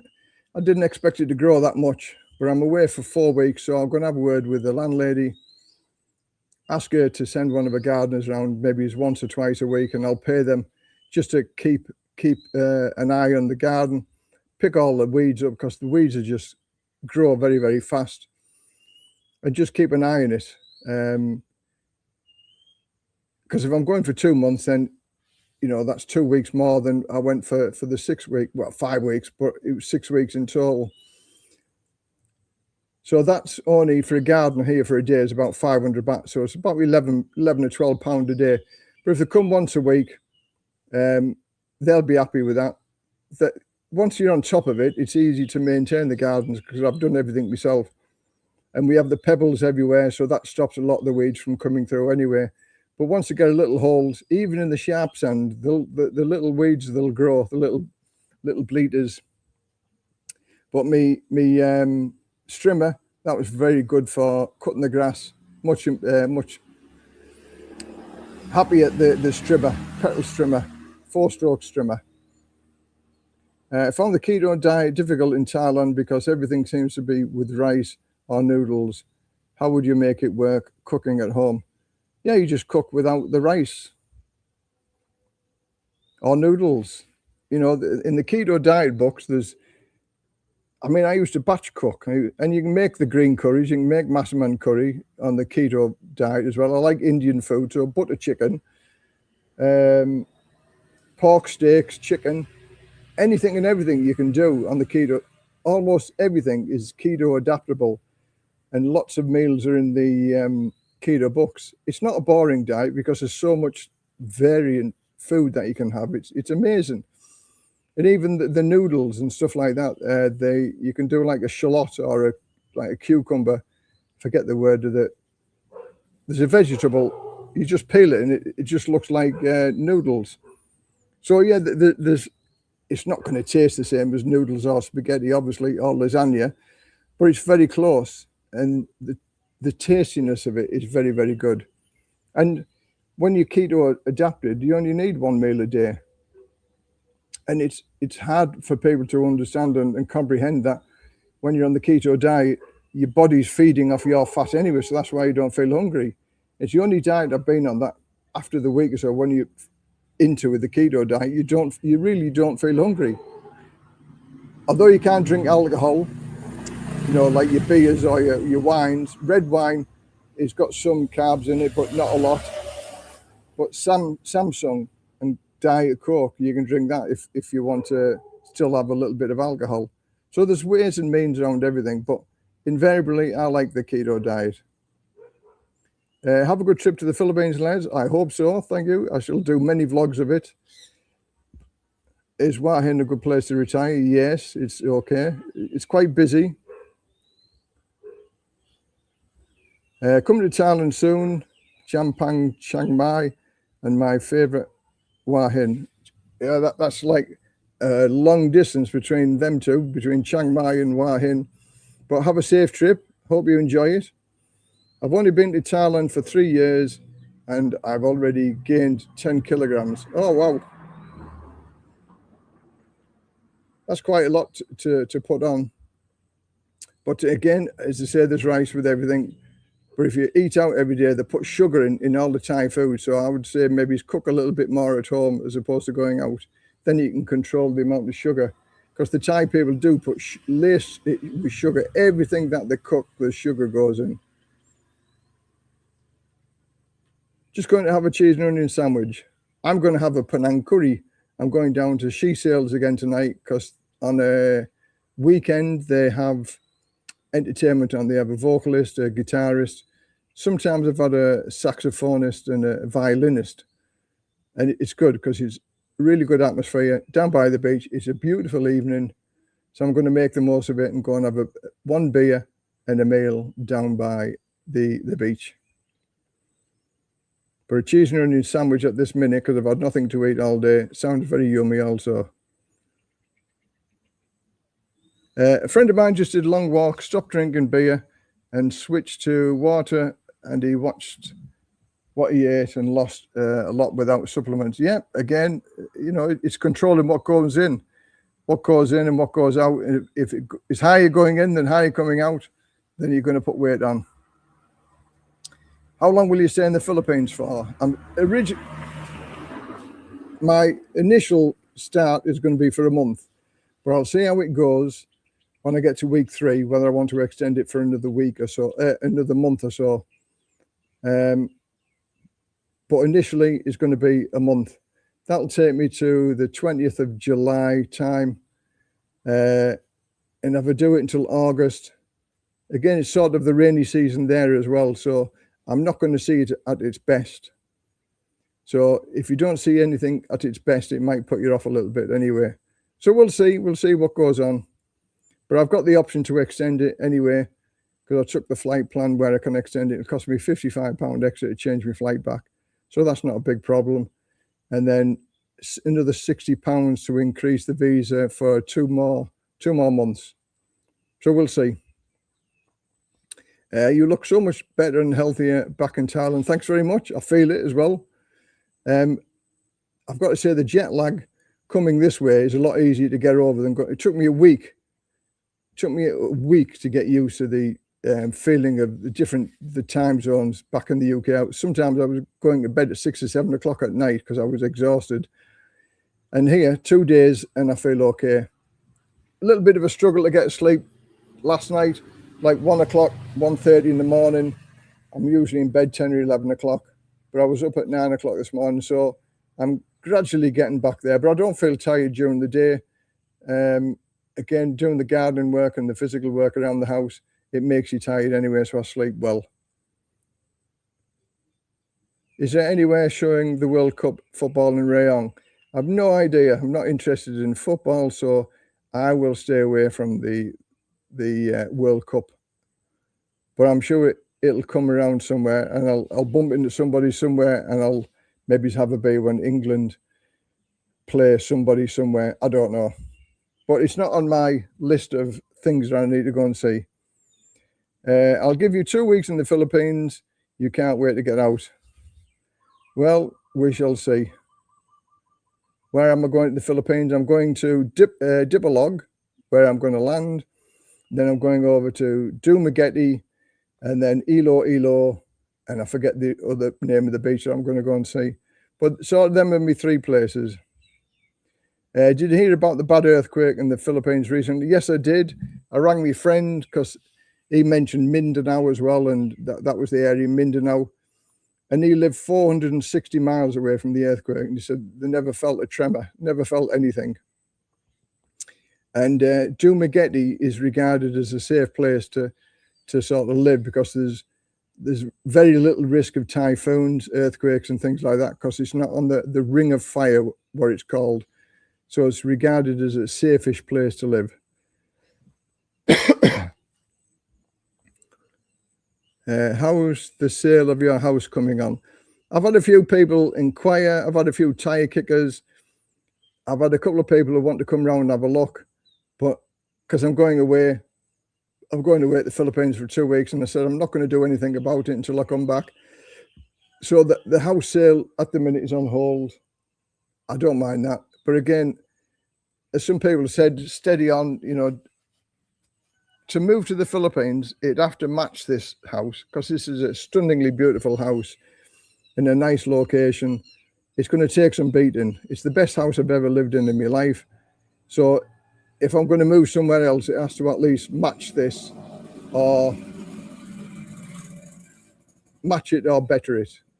There's a dog creeping around next door. I hope he's not going to try to come in my ground and leave his little dog torpedoes. Oh no, he's busy next door. So yeah, that's what I'm looking forward to. I shall see. England games between 3 and 4 a.m. Well, that's a definite. I certainly won't be staying up that late. Can agents be trusted with your house keys, though? No, but my friend can be trusted with the house keys, and he's the one who will be up here looking after that. He only visited it twice. I live in a very crime-free village and location. Everybody knows who I am. Everybody knows everybody who lives here. So it's a very safe place to live. Nobody is going to pay 3 million for a house in Rayong, well overpriced. Well, have you ever been to Rayong? Have you ever been to this location? You don't know. So you can only go by what other people pay for the houses in this local area. But that's your opinion. You're welcome to your opinion. Hyla's got a direct flight from Chiang Mai to Hua Hin. No Bangkok. Brilliant. Oh, that's good. Well done. How much is the flight from Thailand to the Philippines? How long will it take? Okay, well, getting to the Philippines isn't an easy thing to do. I'm going to Dipolog, and normally that could take up to 30 hours. And it's only a 3.5 hour flight to Manila, and it's an 1.5 hour flight from Manila to Dipolog. But the flights only leave at 5 o'clock in the morning from Manila to Dipolog.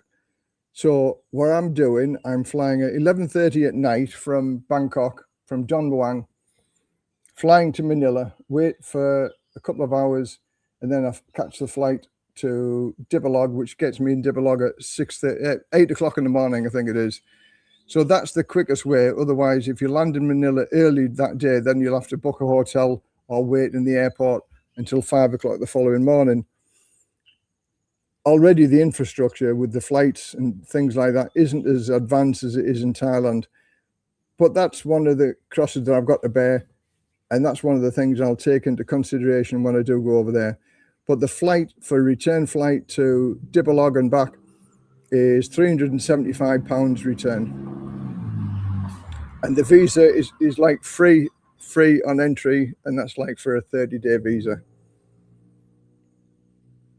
Be careful when selling the house. We are selling our house in Pattaya.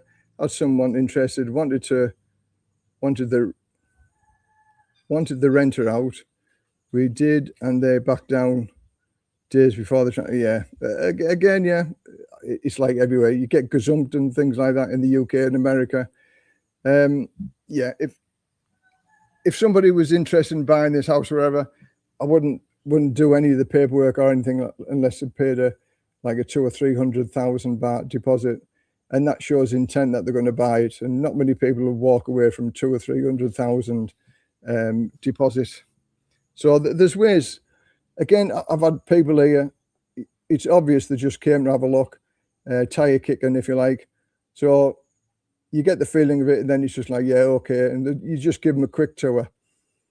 And the two people that were seriously interested in it, but they were scared about because they can't own the land and things like that. So I sent them to the lawyers for expats, and there's 5 ways where they can do it. Now it's up to them if they come back to me, but I'm not going to do anything until I come back from the Philippines.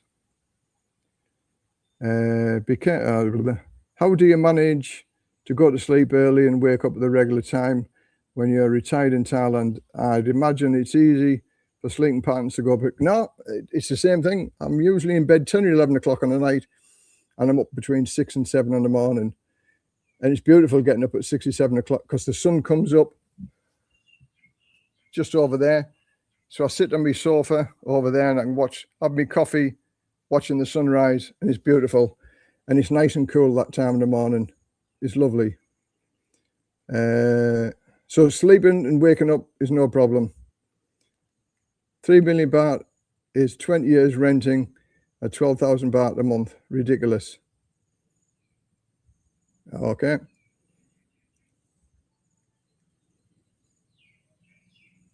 Do you ever do a video of cost? I've done many videos on cost of living here. In fact, most videos that I do if I stay in a hotel or go for food, I'll put an example on as to how much it's cost. And I do it in the euros, English pounds, US dollars, and Australian dollars. Have you ever been to Cebu? And if so, what's it like? Cebu or Manila? Again, I don't know. But Cebu will be on my list, but not Manila. I don't fancy living in Manila at all. It doesn't float my boat, if you like. No paperwork done, but they were reluctant, which we understand, because the house had a 6-year rent to buy it. Yeah, well, again, that's how I'm buying my house, is a rent to buy.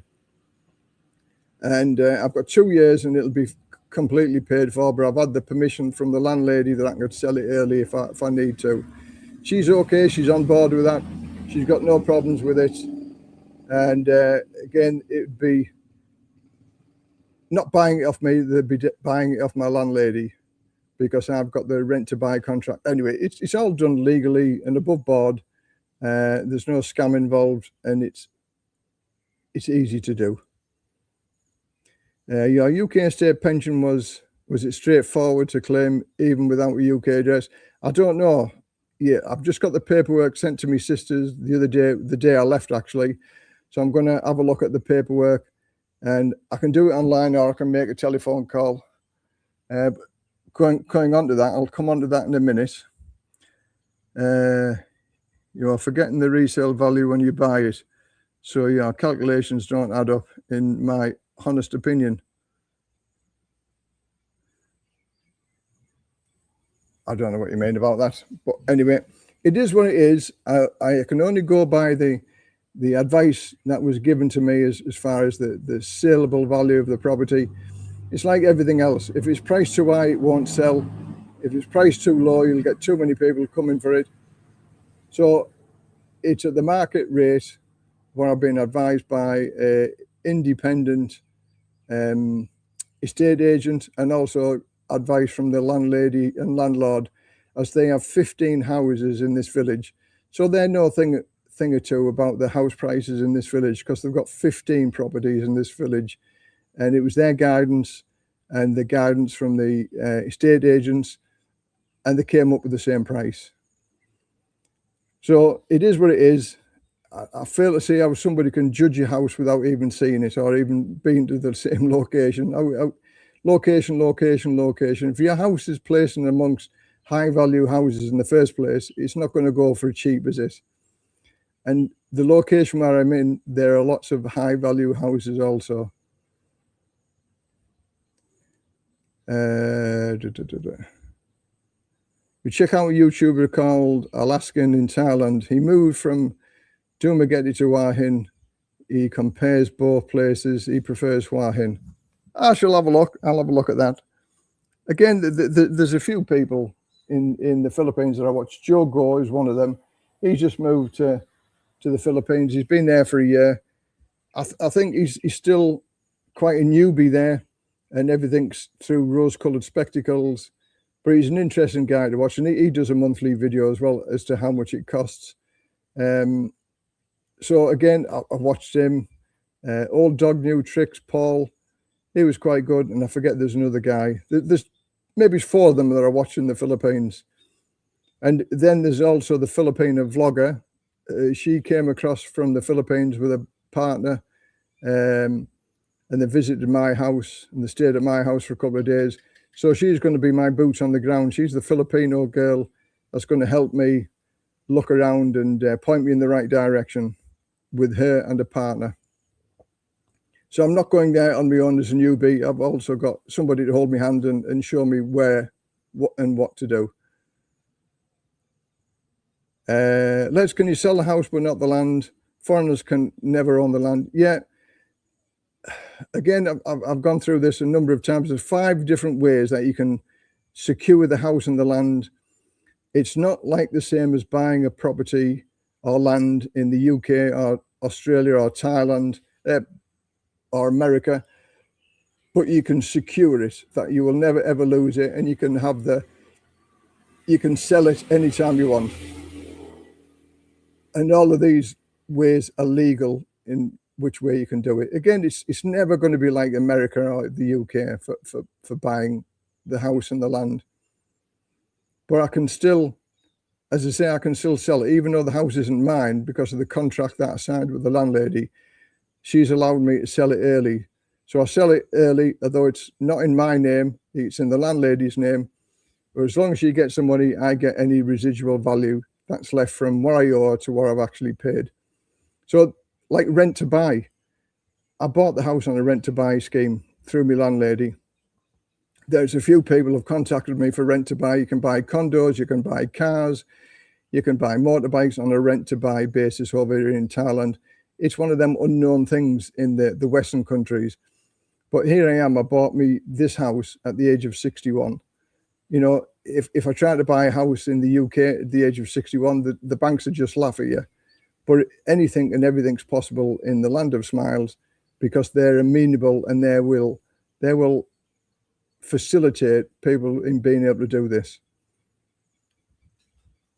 Do you know if you can renew or do your 3-month reporting in Wahin? Do you have to go to Bangkok? No, you can do it online. You don't have to renew it in Bangkok. You just do it. There'll be an immigration office in Wahin. I don't know whereabouts it is. But your first one, once you get your visa, will have to be done at the office. And then after that, you can just do it online, which just takes 5 minutes. It's easy to do.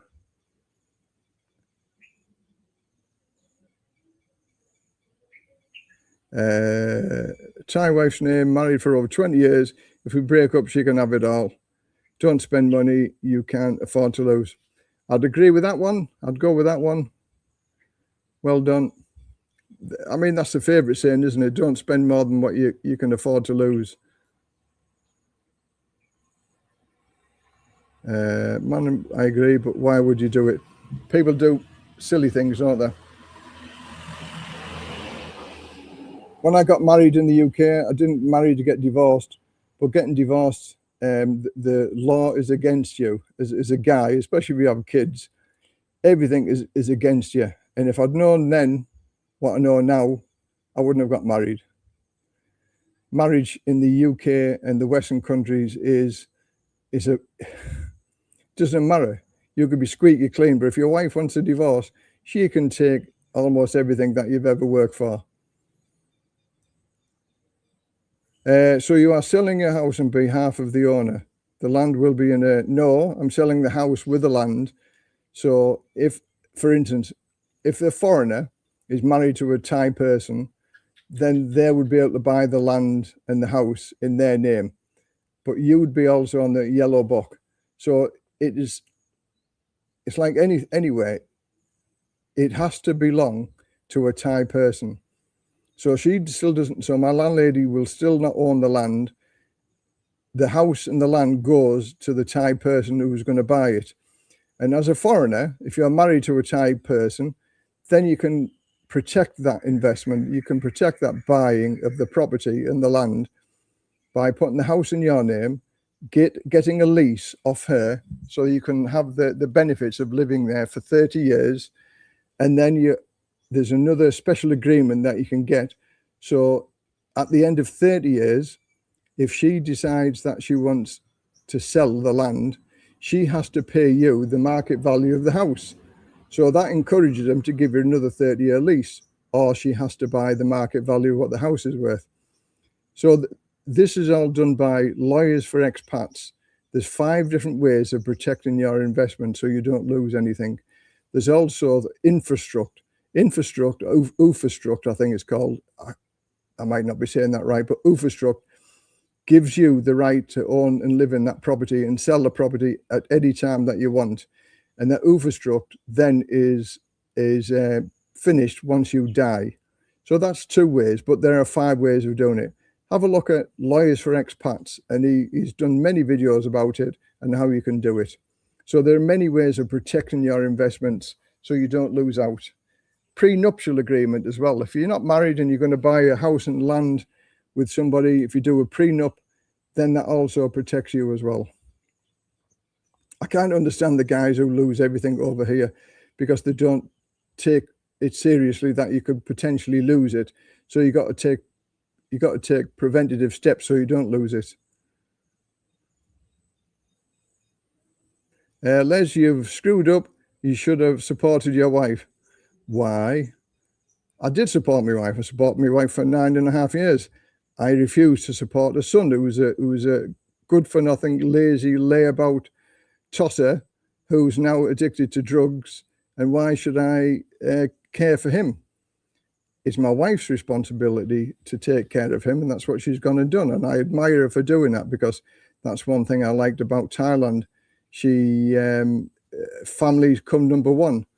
And sadly, she give up everything to go and look after her son. And as I've explained on other videos, looking after a son who is drug dependent is like a punishment for the rest of my life, because he's never going to get a job, because he's now got a drug addiction. Who's going to employ him? So therefore, he needs support. And who gets the support? He gets it from his mum. Who gives it to his mum? Me. So no, it's an amicable agreement, and we both walked away, and we both have our own lives to lead. But I will not be supporting any drug dealer or any drug dependent relative. I've been hearing good things about Paraguay recently. Have you ever been over that neck of the woods? It might be worth a look. No, I've never really fancied that side of the world. But again, never say never. It's better to buy, or is it better to buy or rent a condo? Well, that's up to you. I would rent in the first place to see whether you like it. You can even rent the condo that you're thinking of buying before you bite the bullet and buy it.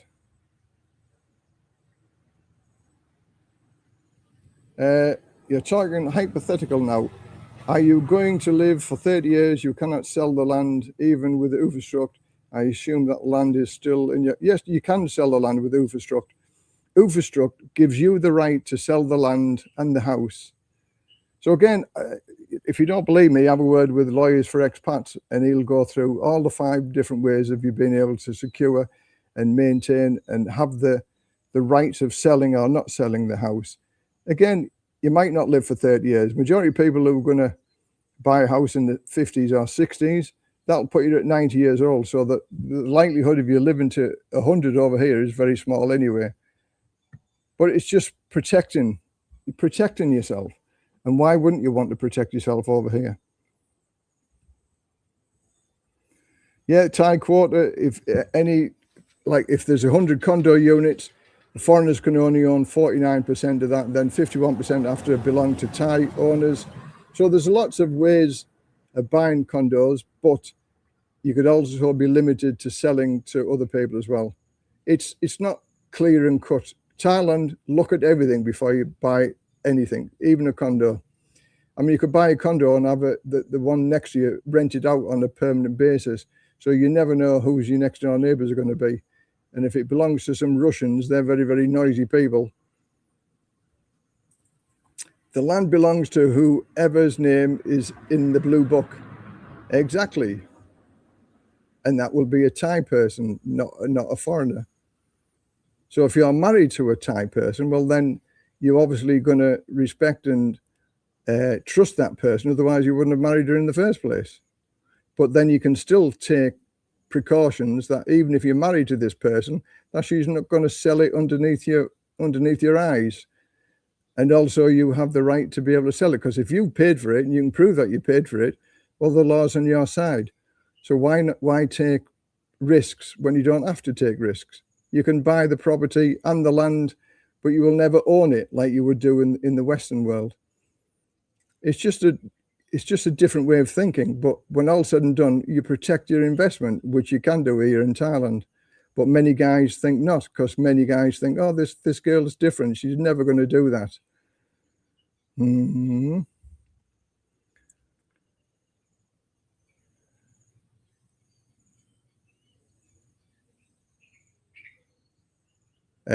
Let's forget about the comments from people about your private life and people picking holes in. No, I defend my decisions and my way of thinking. It's not for everybody. Again, everybody has an opinion, and as long as they're not offensive, then I'll carry on with my description of how I think about it. And if they were offensive, I'll just block them anyway. And thankfully I've not had to block anybody today. Everybody's been on their best behaviour. But again, everybody's entitled to their opinion. And I just can't seem to get people to grasp it's a different situation over here. I bought the house because I thought I was going to be married for the rest of my life. But as it was, me and Ply have split up, but I've still got ownership of the house. It's in a different way, but she hasn't got the house. And nor can she get the house because I took preventative measures so that wouldn't ever happen. I can still sell it, but it's a different route to being able to sell it than the normal route. So again, there's always a way.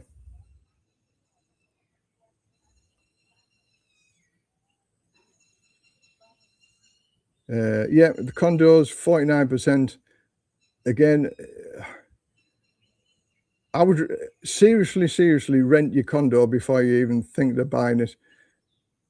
Yeah, do your due diligence, because there was a person I know who went to buy a condo, and they said they were going to get their lawyer to do due diligence.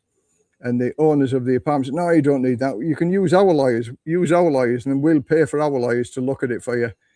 And they refused and got their own lawyers, and then found out that the owner of the complex hadn't paid his tax for 3 years. He was banned from selling any condo units until he'd paid his tax. And he'd also borrowed money on every unit that wasn't sold. So it was an impossible situation. He couldn't sell the property. So it was because she paid the £600 for due diligence that saved her 2.7 million that she would have lost if she paid him the money and used his lawyer.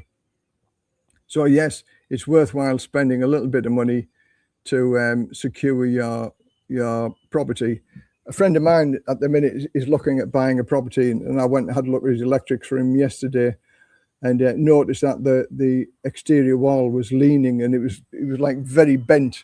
For the 10-meter length, it was like a snake, and it was leaning over. And I said, you need to get a structural engineer in to have a look at this, because he said, I think this year that wall will collapse because of the rainy season. It'll wash away the subsoil. Then that would have cost him maybe 200,000 or 300,000 baht to fix. So thankfully, I think he's taken my advice, and he was going to get a structural engineer to have a look in. But you can see straight away that it wants fixing without even getting a structural engineer in. But that's going to give him the price as how much it's going to cost. And that would be on top of the buying price for the house.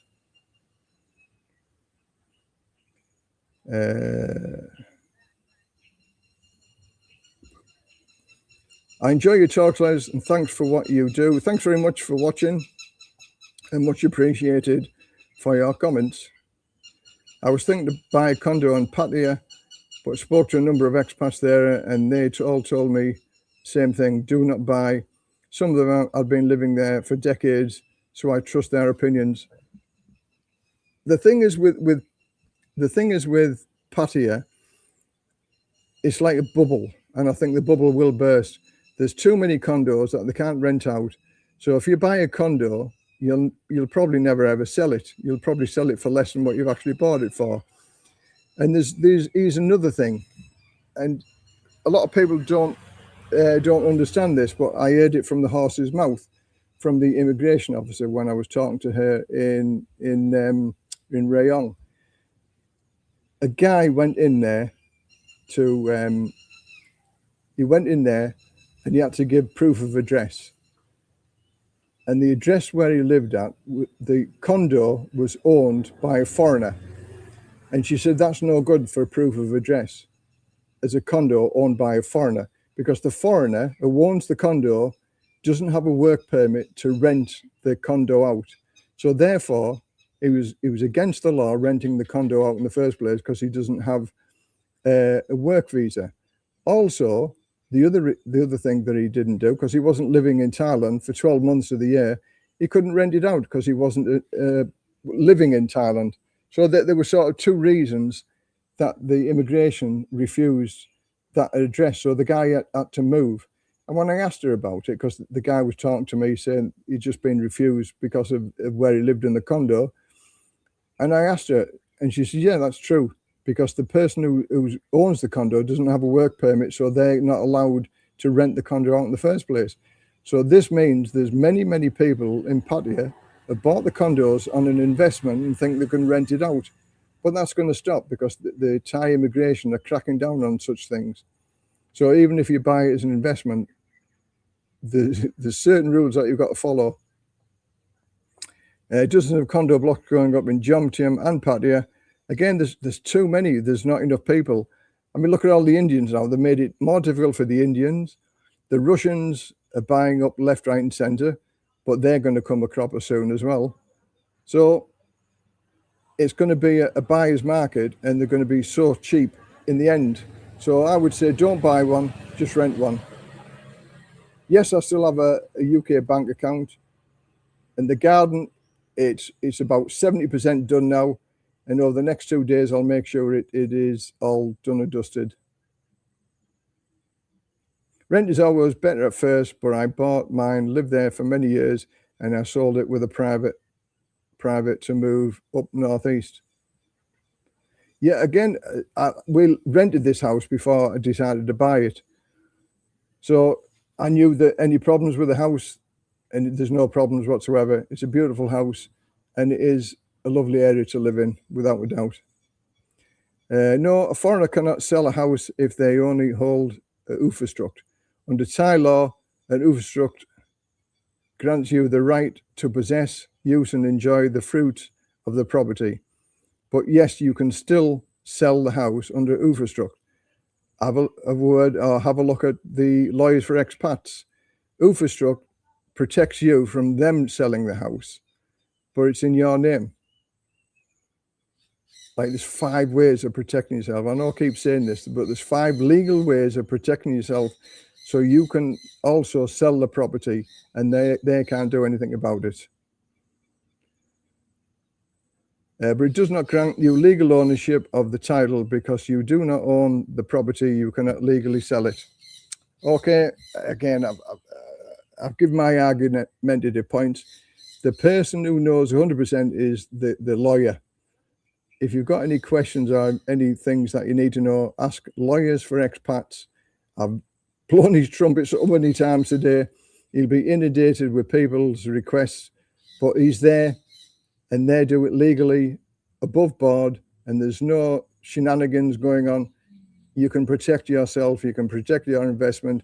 There is no need to lose anything. You have the right to sell, rent out, or do it wherever you want if you take the legal advice from them.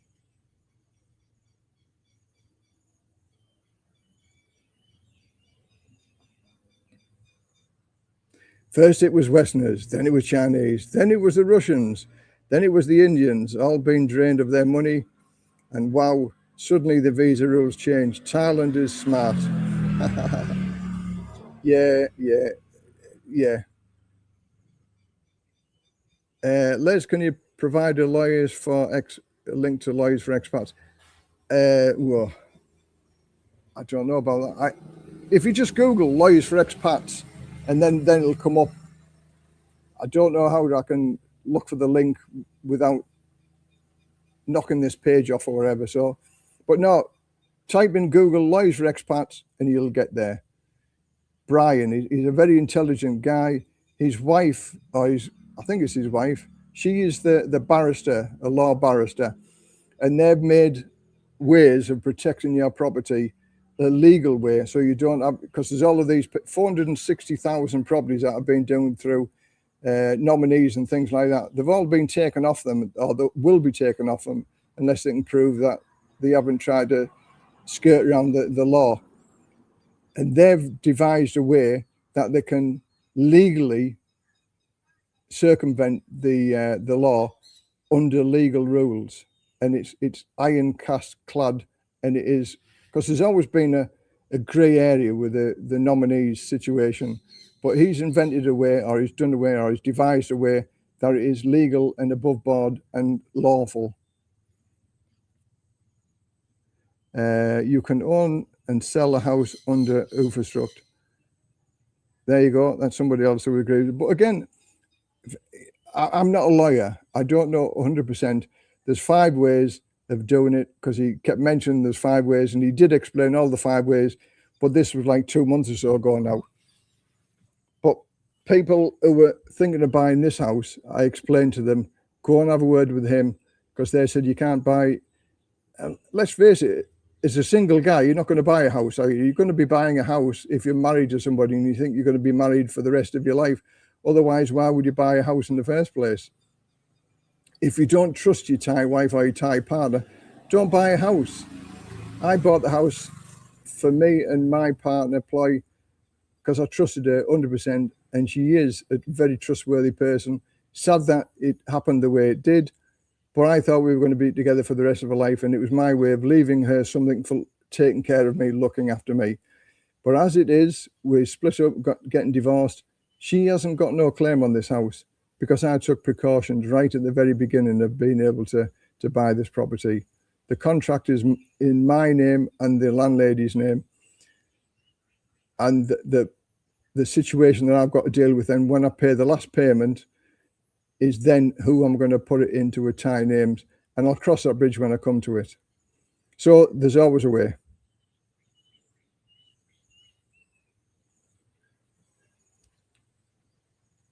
So, yeah, okay, that's that. So, what time is it? 2 hours and 6 minutes. It is 5 o'clock now. So, anybody got any questions? Any more questions?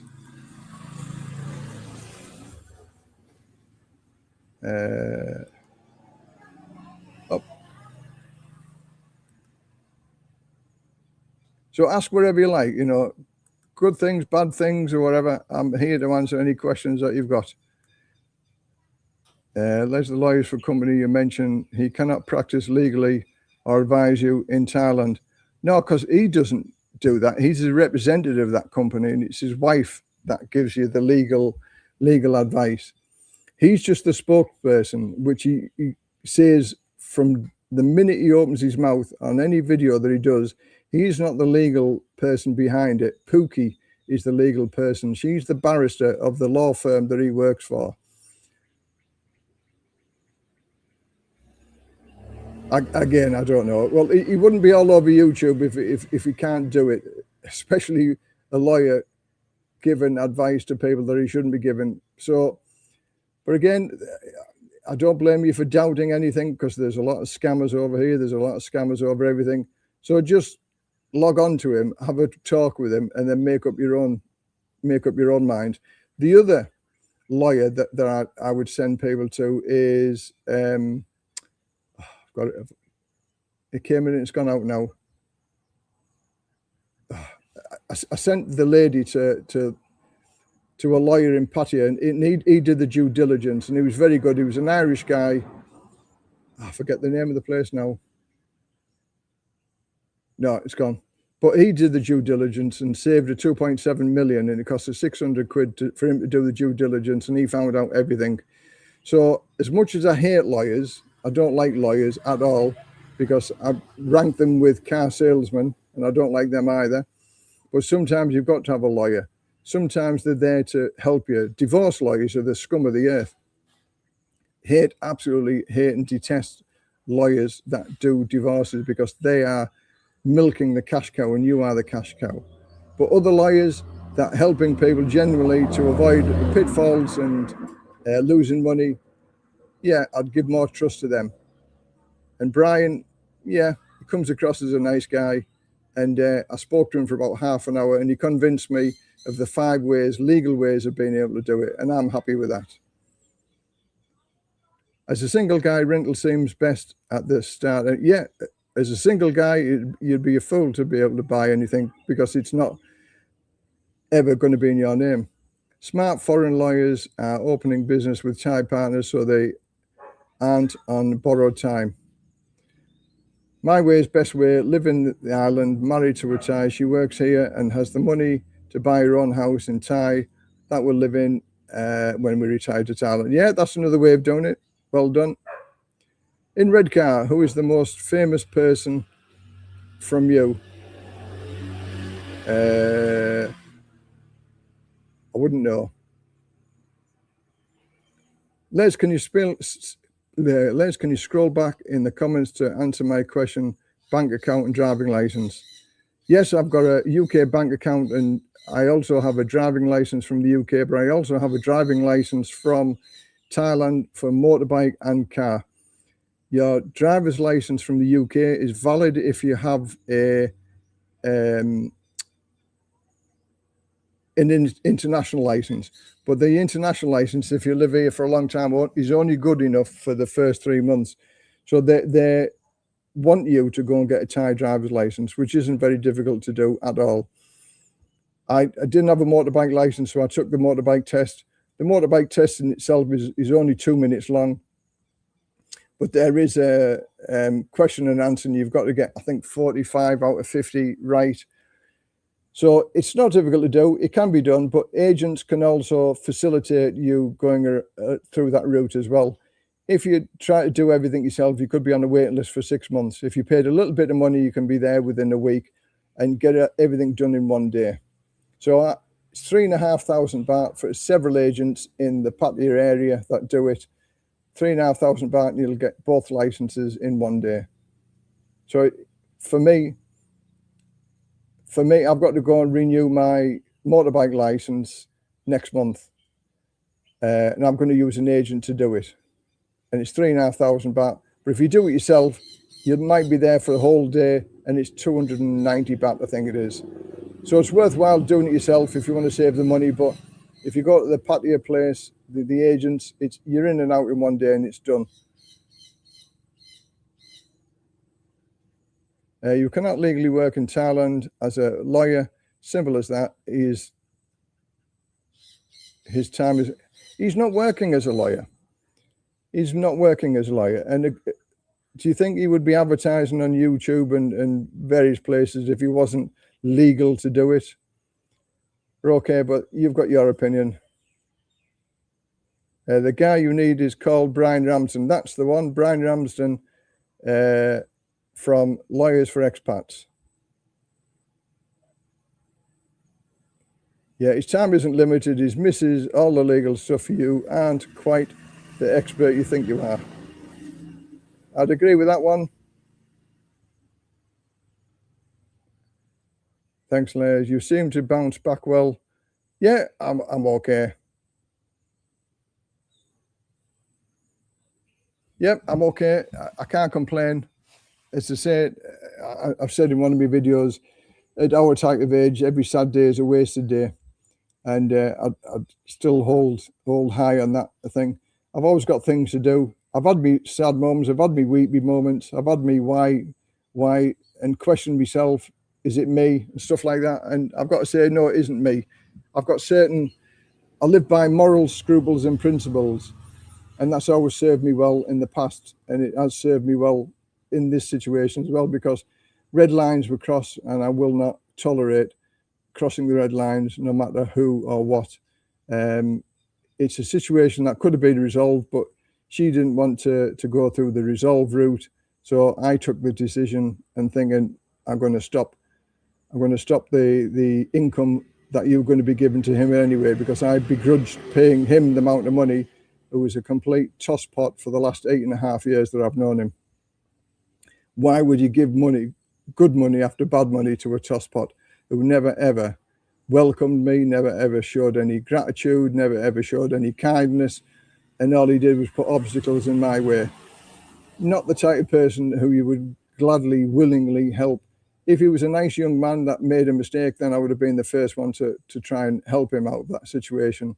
But he was a tosser, always will be a tosser, and he always will cause his parents and his family unhappiness.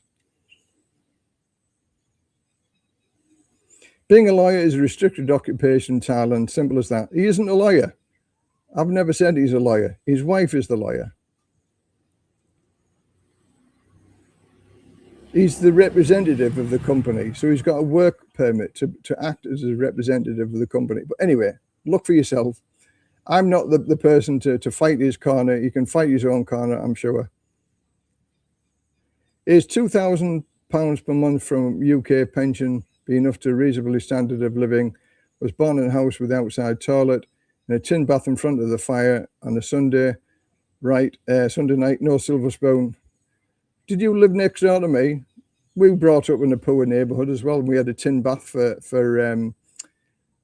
our bath nights, and we had an outside toilet as well. And my mum and dad had a coal fire in their bedroom when we moved to another street house. But £2,000 per month is more than adequate to live a good life over here. I live on £200 less a month than that, and I have a good life.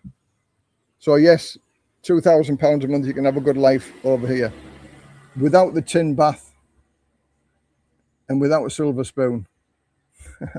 And certainly no outside toilet. God bless you, sir. Thanks very much. Met many expats in Thailand over the 4 decades. Most of them are no longer here. Yeah, again, death comes to us all. So be prepared for that. Again, I talked about this earlier on. A friend of mine just passed away on the day that I come back. And his wife has got everything to do. And she has no idea who to call. So a few days before he passed away, he said, if anything happens to me, call Les, because Les knows what to do. And I've sort of steered her in the right directions for the numbers to call, who to call. Not a very pleasant situation, but it's a tough. So be prepared. So don't leave your partner in the lurch by not giving her the information that she needs when you pass. It's very, very complicated. And I'll do a video about it when it's all over and done with. But it's not easy passing away here. And especially your partner to deal with everything.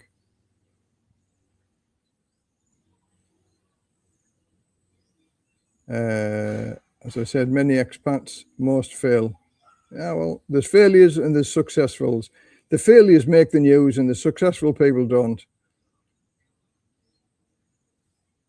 Do we have any videos of what a typical day looks like? Yeah, I've got many videos. I think I've got 600 odd videos. So there's a few of them what a typical day looks like for me. I have an easy day every day.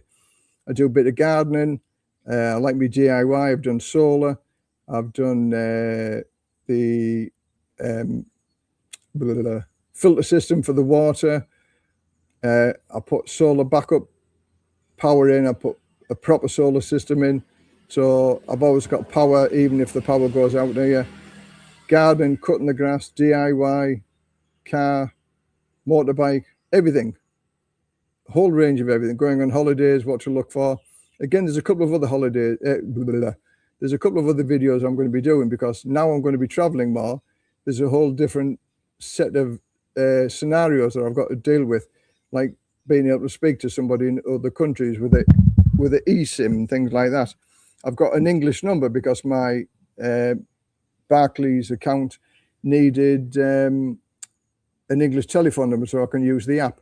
So I've got an eSIM with an English telephone number.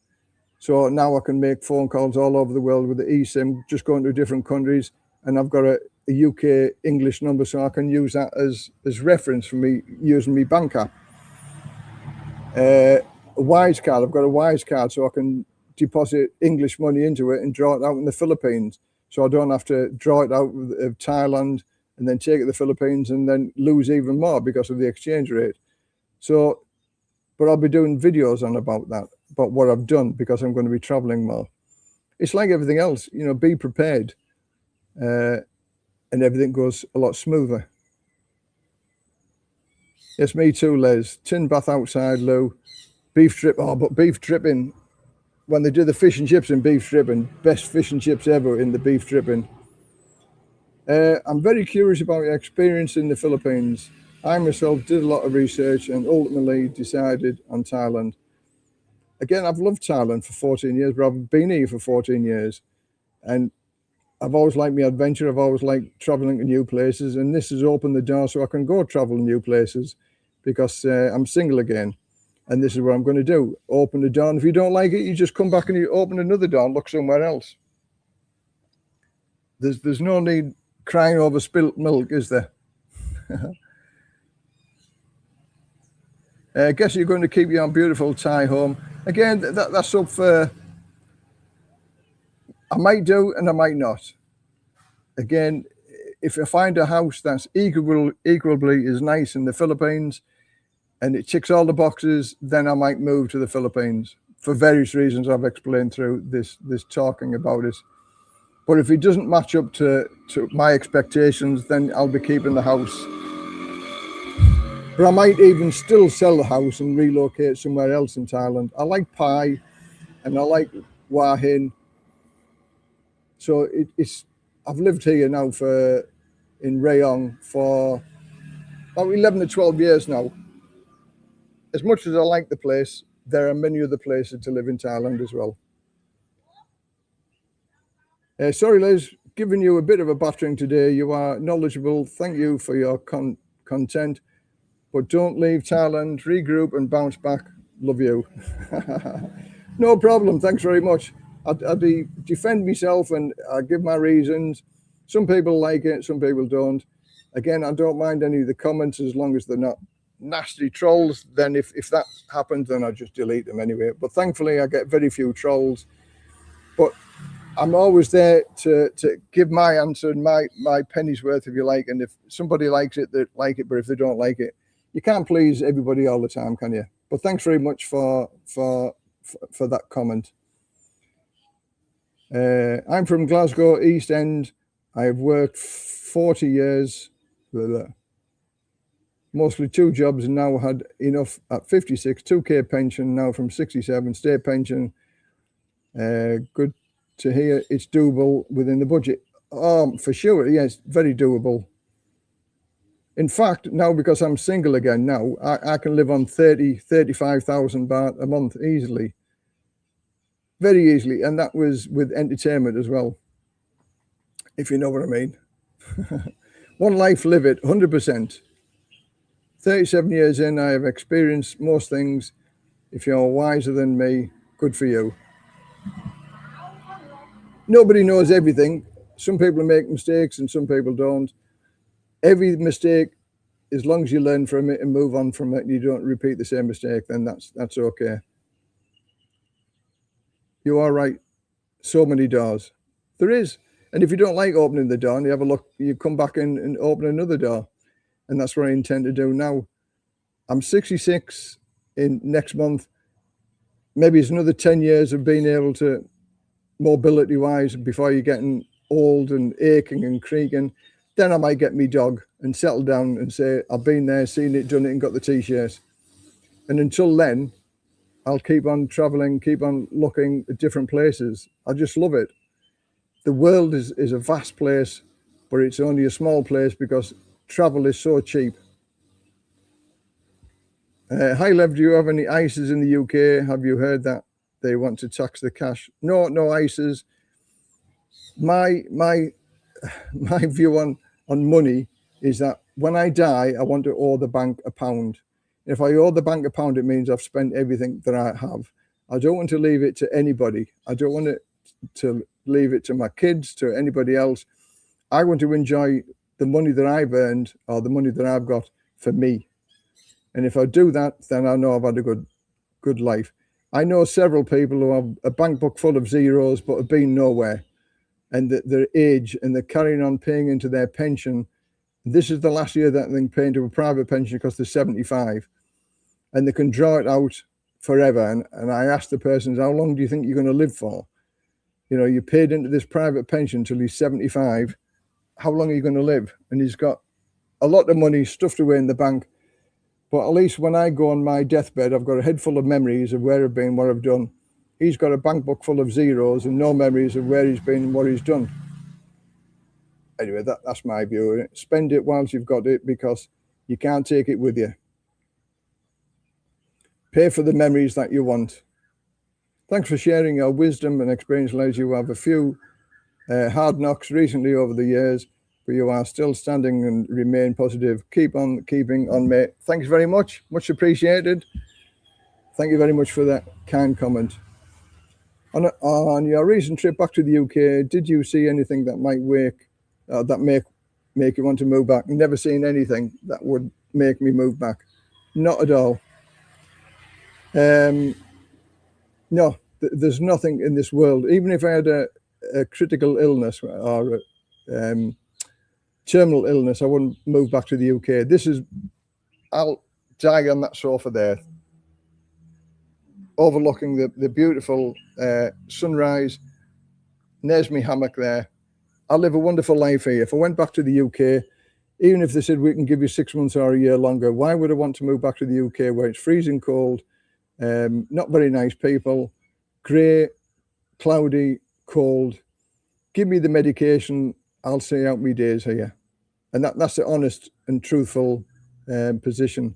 So some foreigner can more than some foreigner that comes across to the country that I used to live in UK can have my bed. 35k about 800 and add accommodations around. Oh, I've lost that now. Let me get back to that one.